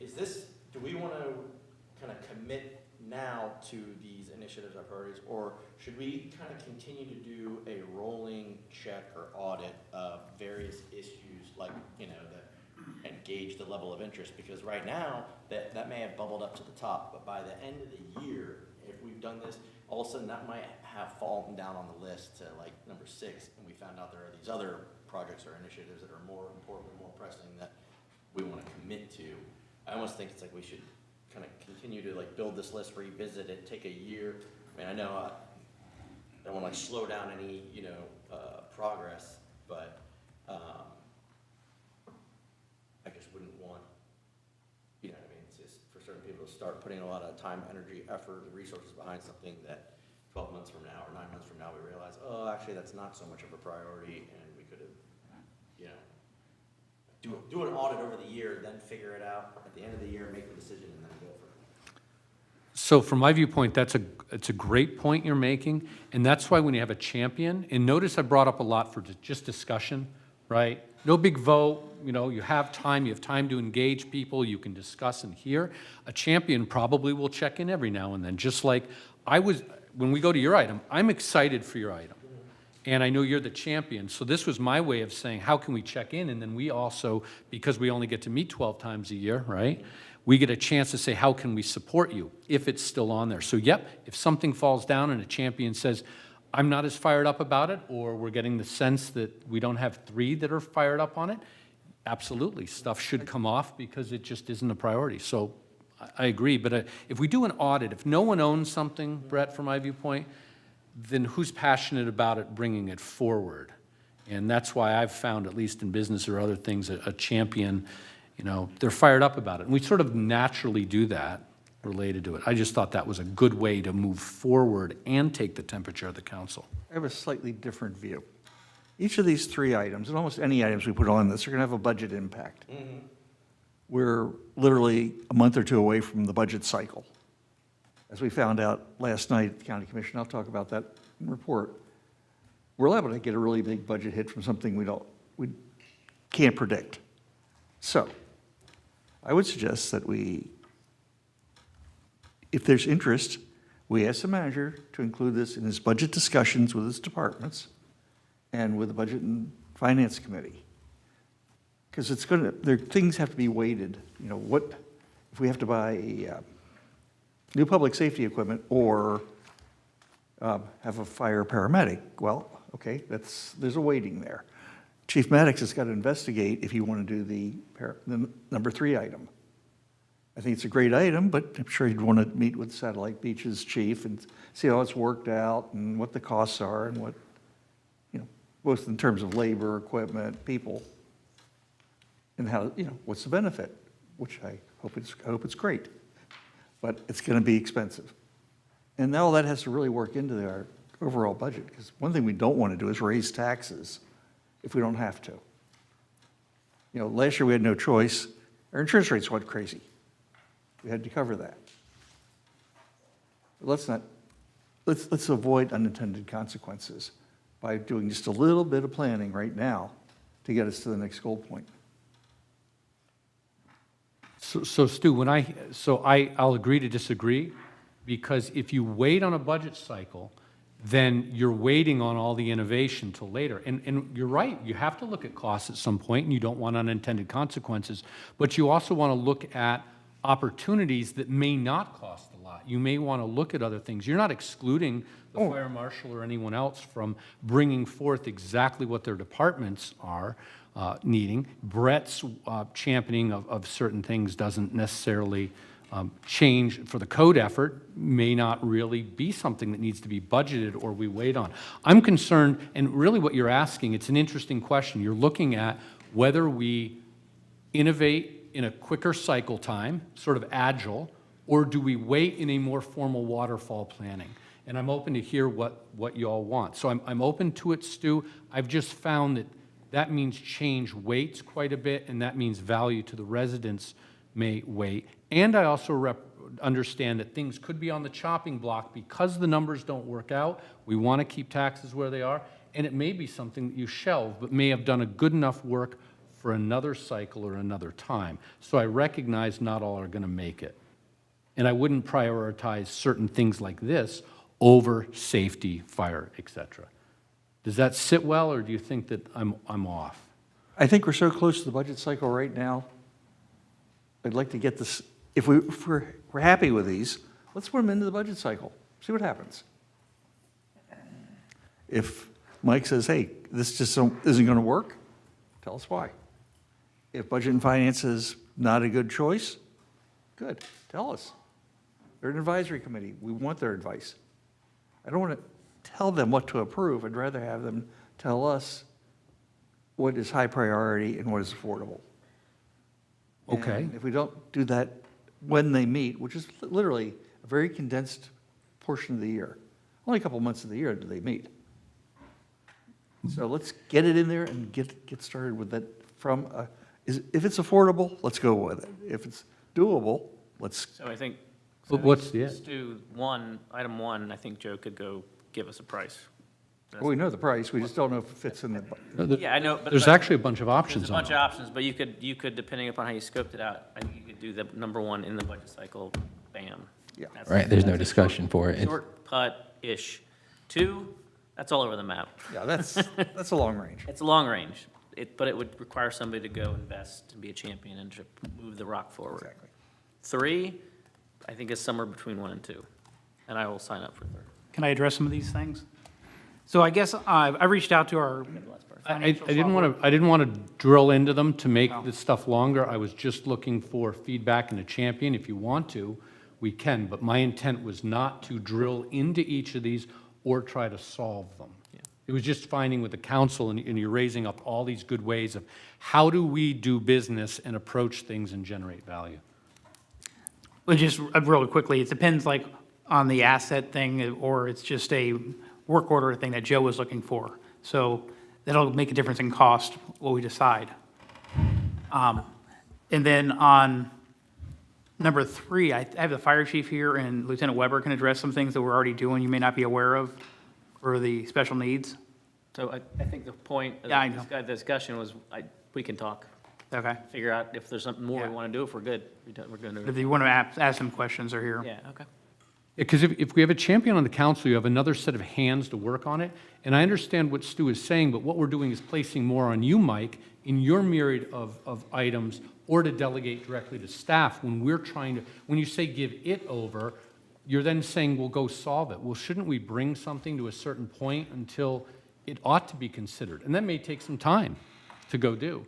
And I agree with Councilmember Wright There are things we know we don't know, and that's exactly why the council member can dig in and understand what's going on. And may find that it's good enough and satisfies the need of the residents, and there's nothing more to do. But that's okay, because we explored it. Okay. So Doug signed up as champion of number 3, which is great, which is explore additional wellness checks and service for our older and at-need residents. Doug's going to look at it, and I'm hearing on number 2 from sort of consensus that it may go into the budget cycle. That's sort of what I'm hearing. And I'm happy to continue to work on number 3. I've reached out to both Joe and to Mike and to other town managers about what they do, what the benefits are, why it matters, how they coordinate, and how it also works within the financial system so they don't have to do a lot of headache coding. So I'm happy to continue the CMMS stuff. Yeah. So real quick for the people that don't have the agenda in front of them, item number 1 is a computerized maintenance management system for Public Works. And then number 2 is a bike path throughout multiple municipalities. Number 3 is additional wellness checks for older and at-need residents. So.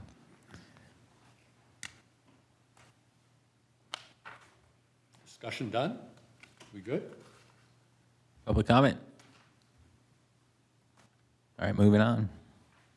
How the hearing aids working for you, Dick? Dick, how are your hearing aids? How's the new system? Yeah, much better. What? What? I'm not picking up 100%, but I'm picking up a bit more than I have in the past. All right. Let's see, where are we? Number 3, update from Councilmember Miller on the code review. So I'm still in my research phase, going through this, realizing this is going to be a little bit longer of a process. As far as the input from the town, I'm just going to, there's no deadline for that. There's certain things that I have in mind that I would like to propose changes from beyond just my code enforcement experience, but certain things with zoning. And for doing that, I'm kind of doing like some personal research on how we would kind of want to design a town. I'm still self-educating prior to the point of wanting to actually speak to the town potential planner. Because my ideas for like what I want to do also kind of flip-flop, they change, so I don't want to commit to something right away. I'm fine that, just like with everything in life, there's a balance to be struck. And if I go too far one way, the room will be filled with torches and pitchforks.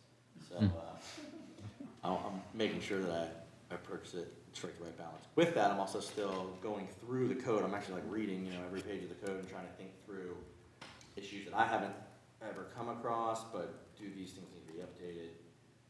But I'm not trying to go, fix something that's not broken. But I think also what we're coming to learn is, which is why I want to just leave it open as far as input from the town or from people. These issues keep popping up, like for instance with, the outdoor cafe, exactly. So, so that aspect of it, there's no deadline for people to, add to. I just have this running tally of things to address. But I would say, for my specific changes that I want to propose or to start getting discussion on, I would think maybe about 3 more months. So that would have been about 6 months of homework.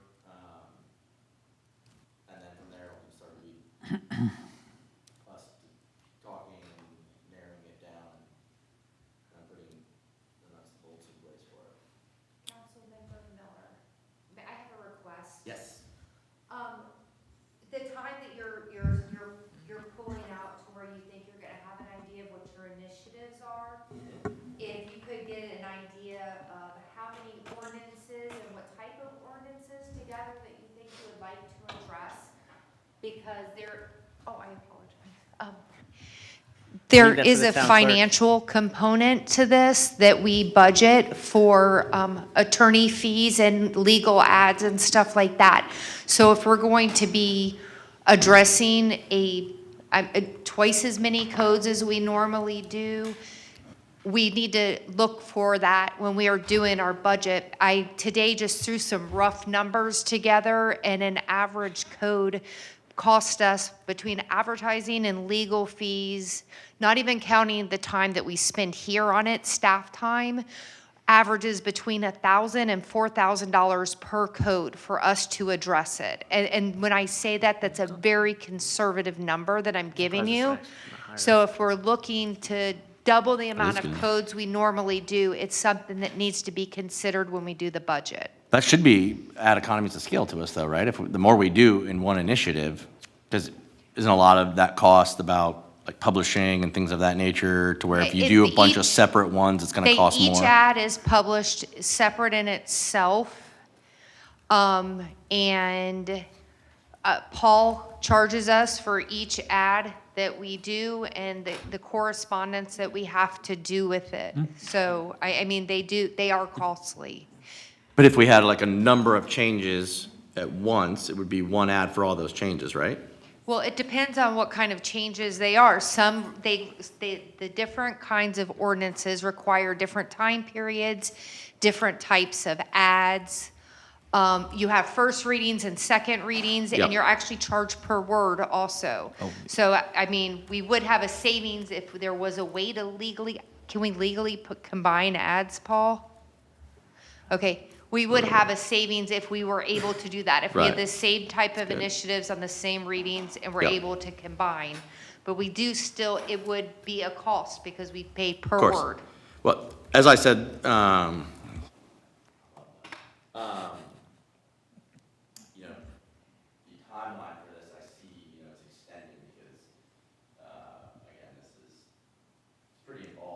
I don't think that we will be seeking to pass anything this year. I think it will be next year. Because we're gonna wanna discuss, these initiatives too, as far as where your guys' positions are on them. So I don't know this, and thank you, Ms. Carr, for that education on the per unit cost of an ordinance change. It's helpful to know. I would expect that there's a cadre of associated ordinances around a central issue that will need to be updated, and perhaps those issues are chunky or discrete, I'll call them.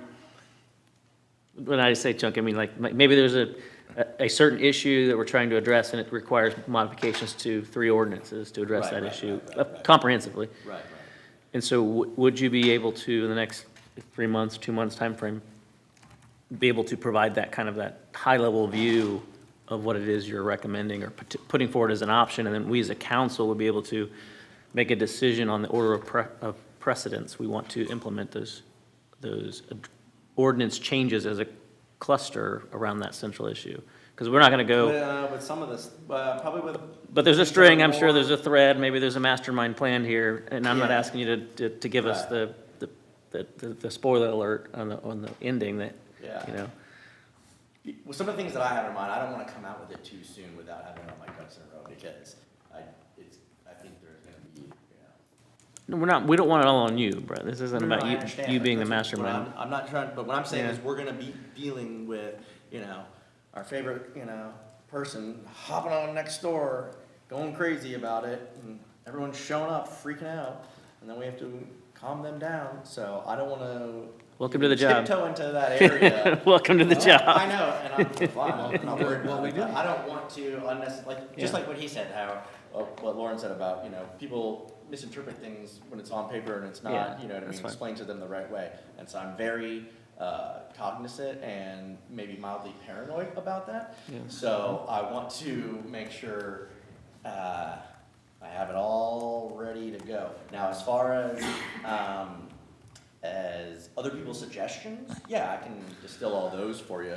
Well, I'm thinking if there's a theme about something, perhaps you don't have to give all the details, but if there is a theme that what you're seeing in terms of a specific area that you could be like, hey, is this an area we think, this is an area I think these are the 3 things I think we should address and the order of we should address them in, and the council can, and these are the other options that we could consider, but I think these are the ones for budgetary and time and resource constraints. We should address these 2 or 3 first. Okay. versus these 6. And here's the, I don't know if that's the number, but then we as a council could at least sit down Let's and knock say. these out now. And just say, hey, yeah, I agree that this is 2, this is 1, and well, maybe 4 is 3 and 3 is 4, and so we want to switch that order, but. Fair enough. And allow us to have that discussion. We don't have to put all of the detailed words on the agenda, but we could then have you could explain it to us while we're sitting here so that we don't lose context in any read-aheads. I'm fine with reading the code. Yeah, Yeah, I can do that with, I'm not gonna be able to promise that it'll be that way with everything that I have No, that's in fine. mind, I'm just but with- brainstorming. I can bring a chunk of it, for sure. Yeah, I'm just thinking, just to keep Yeah. us informed so that we're, at the end of it all, we're already up to speed and kind of on plane. That's all. Absolutely. Two things. Brett, I think your microphone needs to be on for the streaming and the recording. My bad. I just don't like hearing myself so loudly. But I Okay. forgot about our new technology, so. Yeah, that's right. And our one YouTube viewer right now. All right, thank you. Yeah, YouTube yeah. viewer. Yeah. He's in the firehouse, I think. No, okay. And Paul, you had something to add? Yeah, just one quick note, and that is kind of going in lockstep with Councilman Miller. I suspect where he's coming from is that because of his legal training, he wants to see some of these codes brought up to snuff. Some of them are not disasters. They're just, they need to be revised and brought up to speed and tightened up a little bit and clarified. So one thing to let you know is when you give me an assignment to draft an ordinance, or when the manager asks me to draft an ordinance, many times what I will do is maybe go beyond the specific issue that you're looking at, and I may look at some related code sections and try to bring those up to speed. Recently, as you all are aware, at Zoning and Planning, the issue of electronic changeable signs was a big issue, and they wanted to see an ordinance to clean up some of that and make things clearer brought forward. So that ordinance, by the way, will be coming to Z&P for a public hearing on May 28th. But I want to tell you, just to give you an example of kind of where I'm trying to go, is it's the first of probably 2 or 3 ordinances that I'll want to bring forward to you all that revise your sign code. Your sign code has got some, and I'm being diplomatic, some inconsistencies with recent Supreme Court opinions. And so we're working on trying to bring it up, not to change the standards, but to try to make things consistent with what the courts are looking to. So even though you all may not be biting into something at tonight's meeting or at the next meeting in regards to Councilman Miller's hopes, some stuff is actually happening. We are trying to bring some stuff forward to try to help clean things up. And you'll see a little more of that as we proceed. Thank you. Lauren? Is there anything else we can do in the meantime to support you? No, I don't need any support for it. I mean, everyone knows about the open shared thing, so, if you have an idea, throw it in there. That's about it. Public comment? All right, moving on. Everybody's favorite item, Fifth Avenue Christmas decorations and light pole banners. This is my, Never heard of it, no. So I was bringing this up because every year we get to October or later and we say, hey, everybody says, hey, where are the Christmas decorations, So how do we want to move forward? The option that I see it, there's a few of them. There's as is, but I would request a sign that says we're not doing Christmas decorations again, so everybody knows and doesn't email me. Sure there's a Grinch on that sign? Yes, a Grinch, yes. Say that into the microphone. It's on. We can do banners, which can be changed out throughout the year, not just for Christmas. Electronic banners. Huh? Not electronic banners, light pole banners. Those are clipped to the poles. Right. And they're sort of the fabric type or the mylar that Right. you see in Tallahassee or the other places that could be used periodically. Yep. For things we want to celebrate, whether it's resilience, whether it's something historic about the town, whether it's 4th of July, whatever. Great. Right. And we can look at lighting. I know I talked to Joe about it. I mean, I've found like little chintzy, like they're real estate lights, but you can put, they're battery or solar operated. You can put them on there. I have no idea how long they last. Maybe it'd be a waste of money, but it'd be something we can explore. The other option is doing the Christmas decorations that we used to do without being lit. So I didn't know where everybody else was at on this, but we probably need to get the ball rolling, especially if we're going to be spending money in the budget for that kind of stuff. Well, could I suggest something? Sure. A few years ago, I looked at doing banners, brought it up, was literally thrown out of the room. I still think it's a good idea. Our friends in Palm Shores did them for years and years. And then they discontinued it. I don't know why they discontinued. It may be worth having a talk with, having Mike talk to, I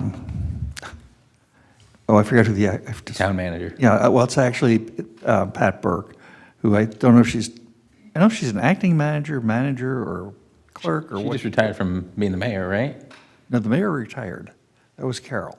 Oh, right. So I'm not sure they changed around a little bit. I'm not sure who took over, but could you or Molly talk to Pat and find out why they discontinued them? They had them all along US 1. They were quite attractive. And they're not on not FPL poles. expensive. You know, they're Well, they're relatively not expensive. right, but they're potentially reusable too. Very, and you can change them every appropriate season. Right. You know, you do have to bring in a lift truck and you have to. Right. Yeah, it's not an inexpensive changeover, but you could do it. Right. Doug? Comment? Are we still anticipating feedback from FDOT with regards to running power to the medians? I know it would have to be like ground level lighting, it would be uplighting. Maybe I can give you an update on that. I was doing my report. So we actually finally got somebody from the company to come out today, and they're going to be giving us a quote. And the big thing is it's going to be after the median project's done, but we're going to make sure we have the conduit running out there. So which company is this? I mean, like, so it's the lighting company? Yeah. Okay. So she, had worked on projects in roadways and things like that, so I asked a bunch of questions there. But when we cross-bore for the sprinkler system, we would cross-bore and make another pipe, at the same time make a pipe in there. We'd have to run, same thing with a sprinkler, all the way down to the 400 block, to the 100 block, and things like that. We talked about ways to transmit it. So then we would approach it after we finish the median program with a local FDOT to get approval for it, and stuff like that. And we talked about different options and stuff because we don't want to affect roadway traffic. So we are working on that. Okay. We made sure it was a color changing. Yeah. Was she on board with the brand that we've talked about? Yeah. Okay. Yeah. I didn't know if there was. So it would be a couple of years, best case, is what I'm hearing. This FDOT. It won't be probably this December. Yeah, no, okay. So fair enough, that's fine. So I think what we Yeah. want to do to that point. We move locally, it should go quicker. That could be a follow-on addition in years to come. Right, because the landscape lighting will, if I have anything to say about it, will be color changing. No, yeah, I agree with that. So if we can incorporate that eventually, that would be very nice. But I think in addition to that, I'm in favor of the banner route. Would be, Yeah, and the banners are fairly quick to do. Right. But we'd just like to see the cost estimate, because you got to buy the Yeah. brackets to hold them, put them up. Well, we'd have to decide also on the banners, we have to have insurance, so that's an expense, no matter what we're hanging up there. And then, how are we gonna change them out? We don't have the equipment in Public Works, and sometimes staff, do we hire a contractor that does it, and they have the banners? Or do we keep the banners, reuse them if they're not bad? that all out, yeah. There's a lot of moving wheels, I can have Joe look into that. Yeah. Lauren, comment? Yes, please. Banners, I'm very interested in having a champion take a look at it. If no one really wants to, I will help, because you've got to ask, and I've actually looked at, which poles will FPL allow, exactly all the logistics, sort of thinking through so we can give a little bit of scenario 1, scenario 2, working with you, Mike, to not expect you to do all the lifting unless you say you really want to do that. So I think the banners give a real changeability to the town, and it gives us a modicum of control over some visual fields. And we also have to decide how many we're putting up, right? And that affects the cost and where. So I think a little bit of exploratory look without spending with that, I like that. The Christmas decorations unlit, we've heard, residents love the Christmas decorations, but there's been pushback, if we remember, on having them unlit, right? You're going to spend X amount to have them put up unlit. It's the type of thing I'd ask, perhaps, Mr. Mayor, you could reach out, or we could, some way to get some input or generate some, again, viewpoint from the residents, because we wouldn't want to say, hey, we got the Christmas stuff, and they go, but they're unlit and you shouldn't have spent that money. I would want to get that up front. So however, that's a matter of getting the opinion as soon as we could. Well, we're going to get every opinion out there because they already give it to us. Right? You know. But it's... And that's good. It's You good wanna to hear look that. into because they care about it and it gives that festive season to what's going on. And it matters, right? Because we get opinions. So I'm open to, again, supporting what we do for the landscape and lights. We already talked about that. You've been championing that. And I'm open to working with whatever we got to do for the Christmas decorations. If we can't touch the poles or we don't like unlit, let's also solicit ideas from people who may know better than we do on what could we do, right? I mean, it's nice, Stu, you've been thinking about this a lot. Julie's been a champion. I'd, ask her, if we couldn't do these others, what might we do? So I'm glad you're bringing it up now. Thank you for getting ahead of it, because that, to me, is good leadership. Thank you. Mike, I have a quick question. Do we have lights on Fifth Avenue right now, or are we still waiting for FDOT to complete? We're waiting for FDOT to complete. They've So got we turned won't off. have power then until sometime in 2025. Therefore, we won't have lights. Yeah. Well, they should be turned back on after they're finished this project, sometime this fiscal year. Uh-huh. Put that, Your statement stands. sometime, but yeah. And it would make a difference. It's a good discussion time right now because as we're coming up in the budgets, we'd have to budget figuring out what the cost would be if we, whatever options we went with. Right. Yeah. Brett, you got anything? Yes. So I agree with Lauren that lights are what everyone cares about, right? I think the banner is nice just for a year round, for other things, something to consider. At the very least, I think we need to deck out Douglas Park, because you still get that effect that you're coming over the bridge, you're coming into town, it's the first thing you see, it's right on the right. We have bushes there, we have signage there. I do believe that there's an outlet, a power outlet there. So at the very least, we need to be hooking up lights in that area. So as we come over, it's like, boom, that looks cool. Then I think we should do battery-powered lights in the center on the trees. LED is a very low amount of energy, right, to where you could pretty much leave them on all day. And they're battery-powered, as they slowly go out, and we just have it on the trees for, 10 feet high in the center. I honestly think that would appease everyone. Yeah, the brand that we're looking at, I believe, has rope lights that you might be able to use on those. And we're bringing power out there anyway. But then do we want to put, 3 up lights on every tree plus the string lights, I mean, we're just talking about for this year, though, right? The uplighting's not even going to be Oh, an option. Yeah, I mean, if we're talking about just this year, I'm with you on that. I was thinking long-term. But, yeah, I'm just thinking immediately. Right. Because even if we have those lights that are battery powered and maybe we do or don't want to use them in the future, we have the ability to use them for other things. Right. The one, I guess, not concern, but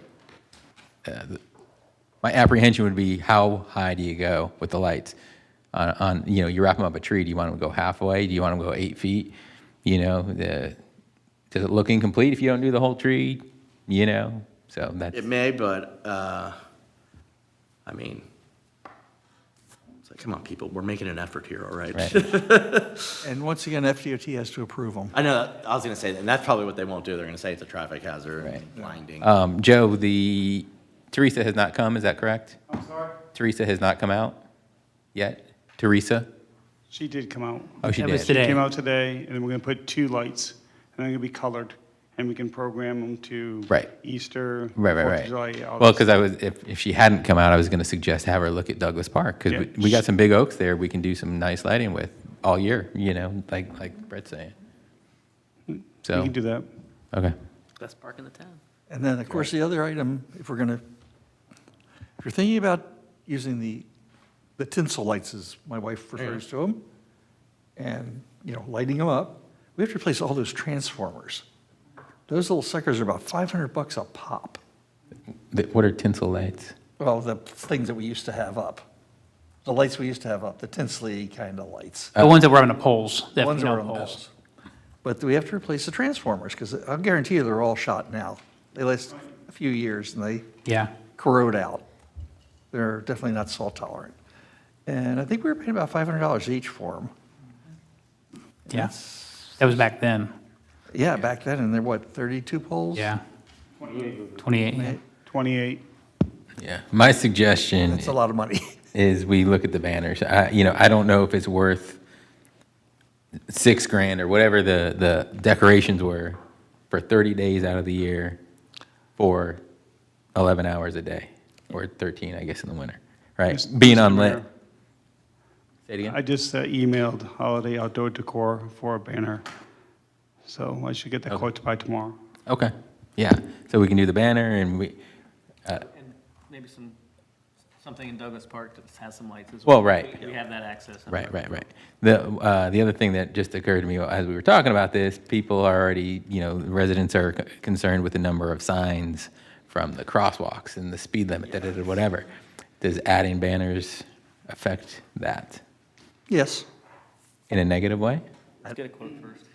I think it'll look nicer than what's up there. Let's get a plan, yeah. Okay. There was a push about 15 years ago to get rid of the sign clutter on Fifth Avenue. Right. Went on for a couple of years. It did a great job getting rid of the sign clutter. This year, we just did away with all the gain we made 15 years ago. Yeah, there's a lot of, yeah. How do we envision the banners? Oh, they're, if you go to West Melbourne, you'll see banners there along their CRA area. Right. And It would have to be off of they're offset by a couple feet. that we're not allowed to use. No, we're allowed to, we can put stuff on the pole, we can't light it. Power on those poles. Yeah. We still have to have permission, but we can put them, FNL won't list power anything. Stu has a good point. This is the type of thing, again, getting public input, right? Asking some questions, seeing what people think to get the idea. If there is more clutter and FDOT's choices are challenging, right? It looks different out there. And I think we should hear from public input, right? We'll have our things that we want. And the banner may be a good thing, again, to say, here's an option. You give them what it looks like so they have a visual to represent. And then we can hear whether they feel that is it too much, right? Is it just adding insult to injury? And hear from the residents. All right, so Joe, you're getting a price on the banners. Mike, you want to see how much it would cost for install? Yeah, but I'll reach with Joe with that, and I'll reach out with the insurance costs these days. It was like $500 a year before, but I'm sure For a whole that's year? That was for a whole year. Oh. But that was a couple years ago, so. Right. But also, one thing too is, as an input in how many times we're going to change the banners and stuff, because that would make a difference in budgeting. Right. Do we change them twice a year in holidays, or we change them? I mean, I would think no more than 4, depending on cost, do a Christmas, spring, summer. The one downside of banners, though, I'm sorry. The one downside of banners is they do tear in the wind. So you will need to do a certain replenishment, whether you want to or not, just from you don't want something flopping around that detracts rather than it adds. Right. So we need price for the brackets, for the poles, price to install those. That's cost separate. Cost for the banners, cost to install and remove the banners each time, and then we can multiply that as many times as we want, because we're gonna put 2 banners up here, 3 banners up here, 4 banners up here, and then we can assume we're gonna buy new banners every 2 years. Yeah. So I think that will allow us to scale it, because I think it could be 1 time a year, it could be 4 times a year, but we won't know until we run the numbers. Right. And we don't need every pole. We don't need every pole, I don't think. That'd be a lot. No, we alternated poles, so Right. there's 28. And So that's if 14. you can do seasonal, at least to a Veterans Day in there. Yeah. All right, cool. All right, moving on to new business. Discuss the special event application fee. Mike, I guess this is yours. Yeah, it's actually brought it to me, the clerk brought it up to me. We're not charging at this time for special events, and it does take a lot of time. My time, the police, fire, for example, the FIT event this weekend, all the food trucks, they had to go inspect them and stuff, so they had time in down there. And the pre-meetings with the police department, the pre-meetings with me and Joe and stuff. So they don't pay for any of that right now? They're not paying for any of that. They're getting Oh. it free. Yeah, no, we need to charge an application fee and other fees. I was talking with Lisa Packard today, right? She has lots of experience with these types of events, and she said, you know, these organizers, such as Duderman, he wouldn't bat an eye at $3,000 because that's what most cities charge, you know. So if there's, not saying we charge a flat $3,000, but you know, they know, these organizers know there's going to be fees involved, so we don't have to be nice about not charging. So, anything else from you, Mike, on that? No, I mean, we can work together and get a fee schedule, because some, like charitable events, we don't charge all of Right. That's, we're not charging there. But there, you know, if it's, for example, we don't charge the Turtles Crawl Society or for the Turtle Crawl or the Which Way 5K. I have a lot of time because it takes me about 2 hours to do the road closure permits. But if somebody else comes in, we've done some runs before, Sure. it's charging them because, I think that's reasonable. and just for the services. Stu? As long as we're consistent with other communities. I just don't want to see us double or half, you know, just so we're in the ballpark. Doug? Yeah, I agree. Second what Stu said, I would just say, looking at what Melbourne has on their promo, there's probably a flat fee for a simple event, like a running zone or something like that, where there's just a special event, road closure type deal. And then for an event where there's things where we have to go out and inspect, like a FIT homecoming event, Duderman, where we would charge, perhaps you exceed a threshold of attendees, the fee, not only is the flat fee higher, but there's also an additional charge associated with inspecting if their food trucks are present. I mean, you know what has to get done, so we should bill for those incremental services.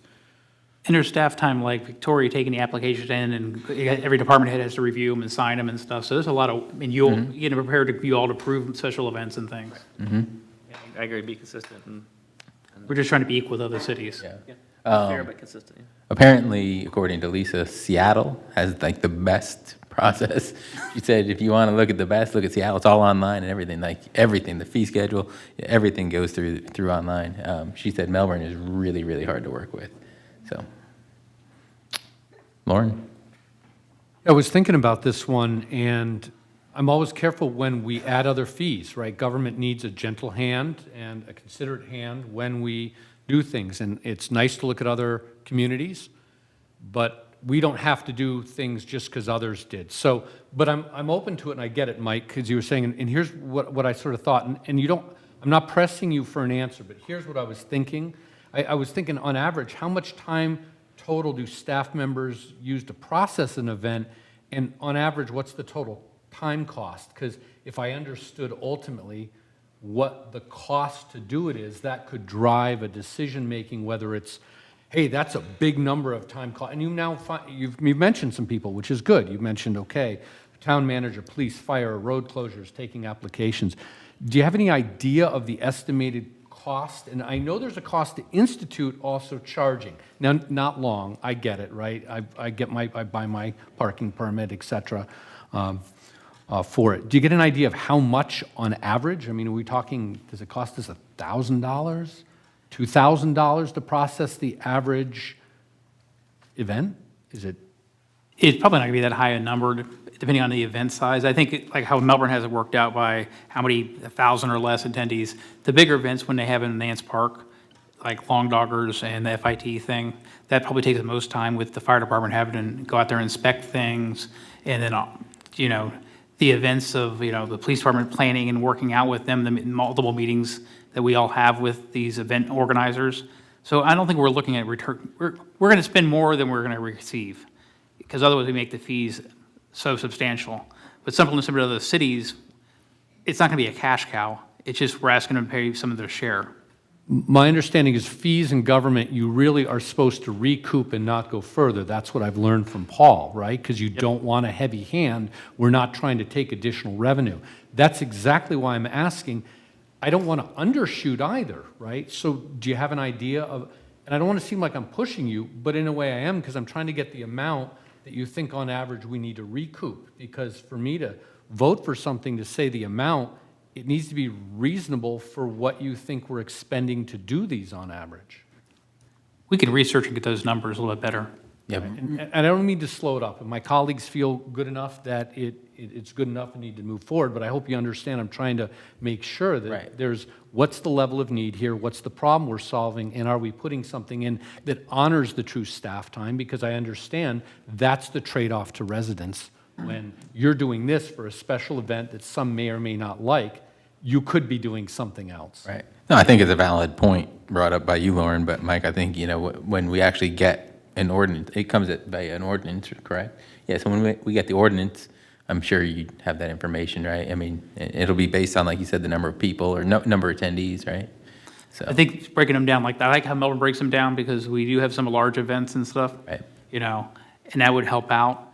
But I can get some of the numbers and come back and before we have Paul draft an ordinance and things and get some better numbers and work with staff to find out exactly what time they're putting into these. Yeah, I'm okay to do it concurrently, and I'm okay for a ballpark average. I'm not asking for some high, don't, take this away as I need a high-level detail. Let's just make sure the amounts we're covering, because if it needs to be a little higher, because of the amount of effort and due diligence we do, let's cover the costs. So it could be done concurrently. I'd have no problem with that. Yeah. Brett? I like how Melbourne does it. I wouldn't want to charge fees though for like neighborhood type. No, I agree with you on that one. Okay, yeah, That's because of our community. Yeah, That's exactly. like- Or like when we close down a street for like Halloween or something, it's like we just got a petition, we sent it in. That's like 10 minutes of my time. Exactly. I think what we're really getting at here are like the Nance Park events, right? And I honestly think, I know that we put a lot of resources into helping, facilitate those events that, 150 for 1,000 or less seems very reasonable to me. And $300 for more than 1,000 seems, again, very reasonable. So, I would almost think like 500 and 1,000. But anyways, I'm in support of coming up with some sort of reasonable but, helpful fee structure for those large events, yes. Public comment? Is this your card? Does this constitute your speaking? Yes. Okay, good. This constitutes my speaking. Gabrielle Strand, 120 Ormond. So this is not exactly about the fee for special events, but it is about special events as the most recent FIT special event. And there was online chatter about the food trucks and being upset that the food truck, there was a pizza food truck right in front of Bizarro's, and that was taking away potentially from Bizarro's. It's about 300 feet away. Yeah. So I want to talk to you all, but especially probably to Paul, because I think if we get into the business of, this is my opinion, but I also want the legal and your opinion. If we get into the business of moderating and stipulating who can or cannot, why Bizarro's over Oceanside? Why are we favoring one over the other? I get that it's local business and we want to support them, but when somebody comes in and gets a permit, do they, for instance, say what food trucks they're bringing in? No, they don't. They don't. Okay. So to me, I don't think we can stipulate that, and I want to know a little bit from Paul what your thoughts are on that. Well, I think one of the issues may be not whether somebody's going to bring in a pizza food truck. One of the issues may be, well, where is the pizza food truck going to be parked? Okay. Obviously, parking it right in front of Bizarro's is probably not very advantageous for either Bizarro's or the food truck operator. Mm-hmm. Maybe what you do is you set up, you have a parking plan for the food trucks. And, the pizza truck gets parked at the north end of Nance Park or something like that. So that things are spread out. Would that be something that they would then submit, say, with their application, or? Could be. Okay. All right. Well, sometimes they Would don't not have their have to. food trucks in place when the application is submitted. Got it. Yeah. Got it. Can They we do ma- submit it afterwards. Can we make it so that that would be something else that has to be submitted at a later date? Yes. That would be, that would be a wise Yeah. compromise there. Yeah, to your point, I was sympathetic, but Yep. talking again with Lisa Packard, these organizers, they have their people that they use Yeah. because they know they get the job done, right? It's like, it'd be great to have, local XYZ, restaurant supply, but if they're not used to serving 1,000 people out of a tent, Yep. the event goes downhill and makes the promoter look bad, so they have. Where do we stop? Because, somebody's selling ice cream in there, and then we got Cold Stone, or selling hamburgers, we got Sure. Wendy's, or they sell That's- coffee, and we got exactly, Starbucks, Starbucks. and Surfinista right there.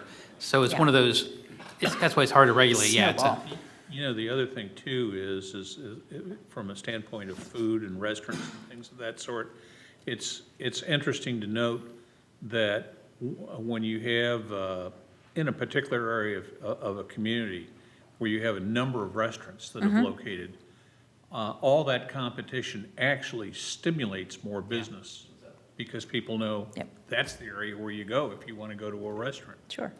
I will tell you, I spoke to Lieutenant Weber about that, because he was calling me about that when the whole complaint was going on, and I think he can tell you, what did the owner say to you at the end of the night? At the end of the night, he said that his, his business was average that he had that night. However, we were positioned in there.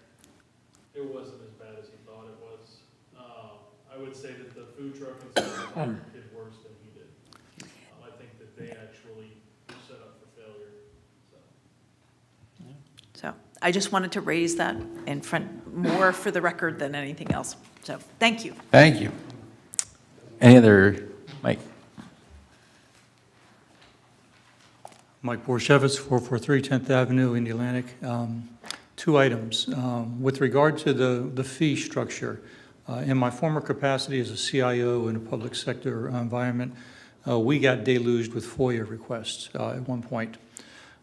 So much so that the IT organization really could not do anything else. We were just devoted to processing FOIA, and that obviously comes with an opportunity cost. So I structured something just kind of fractal to say it's taking approximately, on an hourly basis, it's taking this much of the town manager's position, this much of police resources, this much of fire resources. So if you want to try to structure something like that, I'm happy to work with the town manager to set that up. The second issue, you didn't request or ask for resident comment on the Christmas light issue. That was broached as Christmas lights, but then it became discussion of banners and things. Just brief history, I came to this town in '91, fresh from the first Gulf War. There were American flags up and down Fifth Avenue, warmed my heart. When Christmas time came around, the lights were there. I loved it. But that's because I embraced those things. We live in a rather hyper political and somewhat divided world these days. So if you're going to put up banners, I would ask that you at least contemplate bounding it in some capacity, because next thing you know, somebody's going to come here wanting to replace things with pro-Palestinian banners or whatever it is that the the activist agenda of the day is. So it might just be food for thought, trying to bound that in some capacity. Yeah, the banners would just be from the town, so it wouldn't be individuals saying, hey, I want to put my banner up. Well, that's what we want for now, but things change, my friend. Right. Thank you. Other public comment? All right, so, Mike, you'll come back either next month or? I'll come back next month. We'll work through it. This was just something that came up in the last week and a half, 2 weeks, I believe, Molly, so. Yep. All right, moving on, last item. The opposition to the state Senate bill, this was handed to us, should be in your packet. It's an opposition to Senate Bill 280, which is an act related to the vacation rentals. So as a council, we are being asked to, I guess, just consensus, is that right? Yeah. To approve this letter to be sent to the governor, which states our opposition to Senate Bill 280. Which deals with short-term rentals. Yeah, vacation rentals, yeah. Any comments from anybody? Are we all on the same page? We're against short-term rentals? Do you know how it came up? No. It came up at the League of Cities dinner Monday night. State Representative Fine is the one that spoke to the general group recommending this. Now, he has a stake in the ground. He lives on the ocean. He doesn't want short-term rentals. He's always been opposed to them. This particular bill was championed by Senator DeSigley and co-sponsored by Senator Mayfield. It can come to bite you in the butt. However, I would recommend it. And she was sitting at the table, too. She's heard him say it. I think it's a good one. It did pass by a narrow majority in the House of Representatives. And it passed in the Senate. It's gone to the governor. The governor hasn't signed it right away, which is a good sign. But if we want to do this, we have to do it now. So you're in favor of sending this? Oh, absolutely. Okay. Yeah, I'm good. All right. There's a consensus. Okay. All right. We don't need to vote on that, right? We don't need to vote? Okay, just clear. Town manager report, Mike, you got anything? Just quickly, Ocean Park is back open, the crossover, they finished that off today. So it delayed, like, so we've been short on, one of our public works people's out on workers' comp and stuff, so that got finished today.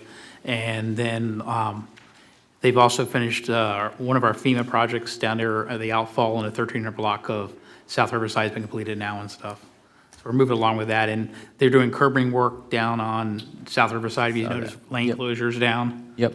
There's 500, how many feet? 500 linear feet. Yeah, and another 200 later on we'll be doing. So it's moving so we can get the paving going. Right. So south side of Riverside is all getting paved all the way to Melbourne Beach, starting this summer. Bottles while you can. Right. Yeah.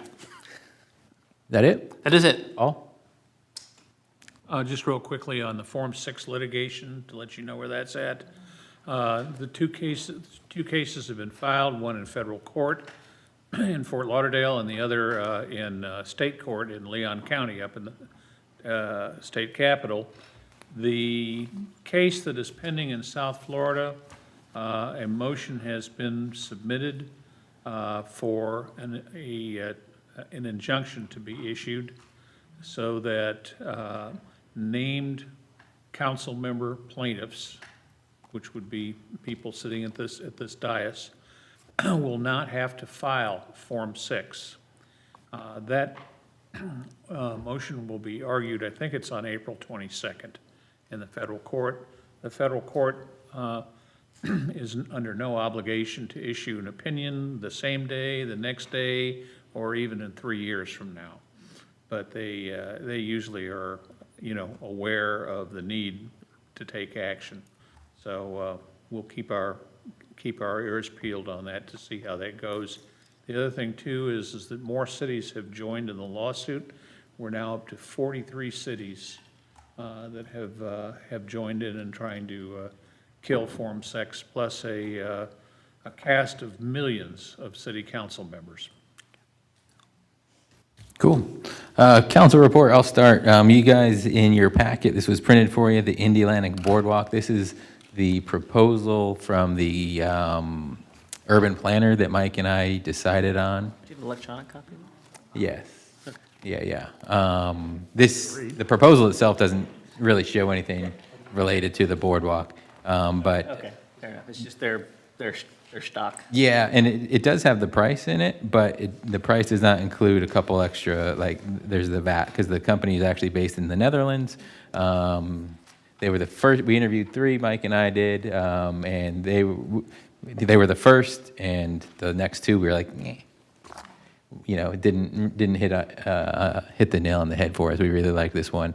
They have worked here in the U.S. They've worked in, I think their website says like 34 countries or something like that. So the most impressive one, well, I looked at them all, but I think the most impressive one was their project in South Philly. Had nothing to do with the boardwalk. It was just, it shows their creativity. There was a triangular, like, row homes with an abandoned warehouse in the middle, and the question was, what do we do with the warehouse?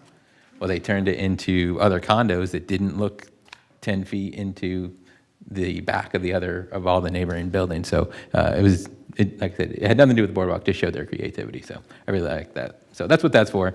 And I'll be connecting with Giuseppe. Sounds Italian. He's actually South African. Lives in the Netherlands. From Italy. Yeah. So, yeah. So I'll be touching base with him maybe tomorrow or Friday. So I'll be reaching out tomorrow. We just had the question on the fee structure and things, some, like the VAT stuff. So I've talked to the mayor tonight and everything, so, and talked to Lauren separately, Councilman Strand, and so we'll be working on that tomorrow to get everything signed. The website is, I believe, Paradox-Architects. How'd you find him? Upwork, the Upwork freelance website. Lauren, thank you, Lauren, for setting it up. He has a lot of experience with it. I think it's a great tool that we can be using in the future, for sure. So right now, the price is at 4,750 plus VAT? No. No? Oh, yes, plus the VAT. It ends up being Plus the VAT fees, $6,300. So with everything is $6,332.25. Right. But it's still way under. And he's going to bring us 3. I'm not fussing with the price. I was just going to say, do we need the council to approve the town manager to? No, because it's already No. been budgeted. It's a budget item already. Yeah, and so he's going to bring 3 concepts to us. We're going to push for next council meeting, and then we'll go from there. Maybe not. Not then, I know, but shortly thereafter. Yeah. It's pencil ready. Pencil, well, I can't read whatever this font is. Yeah, so. Stu. I just have one. Last night, Mike and I attended the county commission meeting. The subject of lifeguards was on the agenda. It was a contentious meeting. First of all, Commissioner Tobias was the one that introduced this bill, or this concept, where he wanted the towns to pay a large share of the lifeguard expenses for the entire county, roughly 50%. He obviously didn't change because he never does, from his initial take, and he was not the friendliest for folks that went to talk to him, went to testify. Those that testified, by the way, were Cape Canaveral, Cocoa Beach, Melbourne Beach. And I think those are the only ones that actually testified. We decided not to because it would just be contentious. The next commissioner was Commissioner Pritchard. She's a CPA from the Titusville area. Not real interested in paying for lifeguards because they don't have any beaches. So it was kind of a moot point with her. And she just wanted the municipalities to pay a lot more than we wanted to pay. Commissioner Steele, other way around, and I'll get to that in just a second. Commissioner Fellner was the campaign manager for Commissioner Tobias, so he voted for Commissioner Tobias. Commissioner Goodson had a little different approach to everything. He said, what about the TDC funds, Tourist Development Tax? And the attorney brought up how you spend TDC monies on things such as lifeguards. There's we don't know how much money would be available, how much it would cover, but it seemed like a really good approach. So in the end, after about an hour, it was a 3-2 vote to go forward with this, to continue. And Commissioner Pritchard wants us to come back with counter proposals. Mike has already come back with a counter proposal, which they weren't aware of. And we approved, in January? Yeah, in the January meeting, and I sent it to the county manager and county attorney there, and they act like they had no responses from the cities with an offer. That 51,000 some change, you all approved me to write as a counter offer to them. So we'll see where that goes.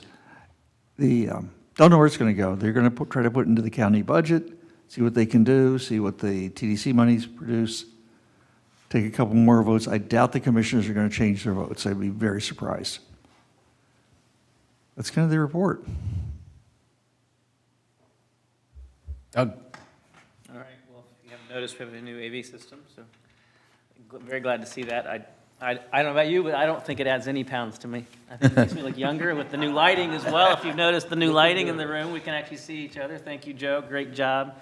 You and your team. Mike, kudos to you guys getting this almost all the way across the line. I know were we live tonight, or we were a little question. We are live. We've been running for 2 hours and 43 minutes and some seconds now. For anybody, so we're just kind of a test tonight, but yeah, we recorded in multiple ways. The microphones you locally, video and audio, and then up on our YouTube channel, which I'll share with everybody. Yeah. We just wanted It's to all test it tonight. Instagram these days, Mike. We're way behind the times for on YouTube. TikTok, right? Say hi to Todd. in the That's going away, firehouse. Mike. It's going away. But no, I just say with the new podium, the new microphones, the lighting, the AV, I'm sure it's a good experience for the audience. It's also a good experience for us. So that's a little disconcerting watching myself. And IM Solutions did a great job, and one of their Texas here programmers working with us.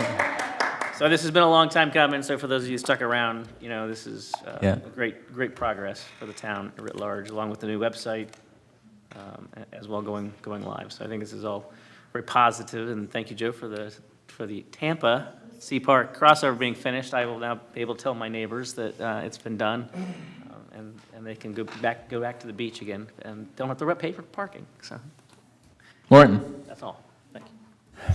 I'm going to take a minute tonight.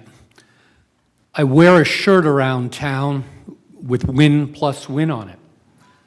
My mindset is for win plus win. Now, it was great to see the civic participation tonight. It's wonderful to see residents show up, speak passionately about what they care about. I want the win-win for Blue Beach Resort and for those that are struggling to understand why the decisions are made in dealing with noise and the designation. The intent of what I did for E2 has nothing to do with Blue Beach Resort in itself. We've had 2 issues come before us where we've had staff determinations, and it's important. We need to listen to what staff says. They have the right and mandate to do so. The question I was trying to address with my colleagues, and I'm not trying to backdoor it tonight, but I want you to hear, is transparency is important in government. So should we explain the reasoning to people when a decision's made? That's a win-win because it builds trust. Now, the recipient may not like what they hear, but you're being honest and having discussions. Some residents were very concerned that they weren't getting the why. I asked for the why, and I didn't get the why. I do actually have it today through a second party, through our town attorney. Now, I'm not upset. Staff may not have had time to meet with me. I did reach out directly to Mike on it. We don't want to be authoritarian. We want a win-win. The challenge when one is misrepresented, there's one individual who reached out to me tonight out of all the people who spoke here. And that individual asked, do I have a problem with Blue Beach Resort? And I have the texts. If they need to go into public records, so be it. I'm happy to put that in there because it's related to business. And said, you have a problem with Blue Beach Resort. Is that what it's about? My answer was no, it's not. And this individual proceeded to tell me that that was my opinion. So what I'm having there is closed-mindedness, and then that can travel to others telling me what my intent was. Now, I actually take the input very, very well, and I'm not oblivious to the fact that lots of people love Blue Beach Resort. I like having a good, upstanding, family-loved, just listen to that. We don't hear that much gushing about anything. I want to find the win for Blue Beach Resort. I also want to have issues where noise may be of concern, and I think we're working on that. So I went to the zoning and planning, and what wasn't represented tonight was that we talked about, and I championed open discussion on the cafes. We actually talked about the history, Paul and Mike were there, about when this was put into place and what wasn't wanted by people at the time. And I opened as I chatted, and we chatted with Rick in the zoning, about what might we do now, because we may want to do something different. And that includes Blue Beach Resort. The other thing is I sat down with Paul. I spend time listening and understanding. And Paul said the code is unclear. We have prohibited uses, we have permitted uses. We don't have conditional uses. And we talked about what other towns do and why.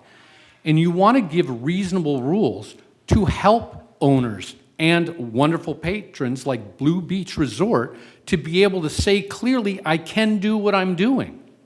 And you don't have this sort of, well, what is it? You're interpreting it wrong or incorrectly. We need to support our staff when they make decisions. So I want you to understand I'm open-minded about having wonderful business and this particular business the way it's operating. I also recognize it's unfair, and Paul said it for me, and I asked him, what happens if it changes? He said they need to be grandfathered. I'd stand behind that. Why is that? Because you don't change the rules midstream.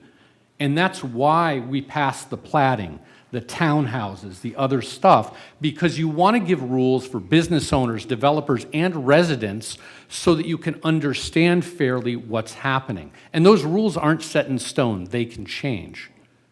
So I want to be fairly represented, and it takes guts to put things onto the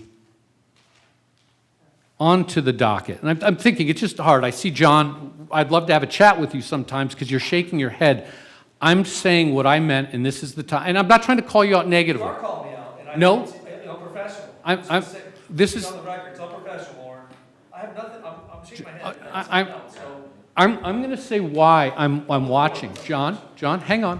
I'm not upset. I care because I pay attention to people, including you, who I like, who I listen to. We talk on the dog walk. And I value your opinion, including when it is imposed on mine, and I want to hear you out, because you may know what I don't know. And if you think that that's an improper way to behave as a council member, to be open-minded, to speak up when I think I'm misrepresented, then vote me out. And I don't say that as a challenge. I say if I'm not the best servant leader this town can have in this seat, then someone better needs to serve. Because I don't serve for myself. I serve because I care about the community, and this gives me the opportunity to, along with my colleagues and staff, to change the lives of people I love for better. I've been here for 23 years. I chose to be here, raise my daughter, and live here. Whether you agree or not, the idea is how you can find a win-win. So I hope people who watch this, and I hope people who hear it, understand that reach out to me if there's a concern. Please listen to what my intent is. I'm not trying to bamboozle you.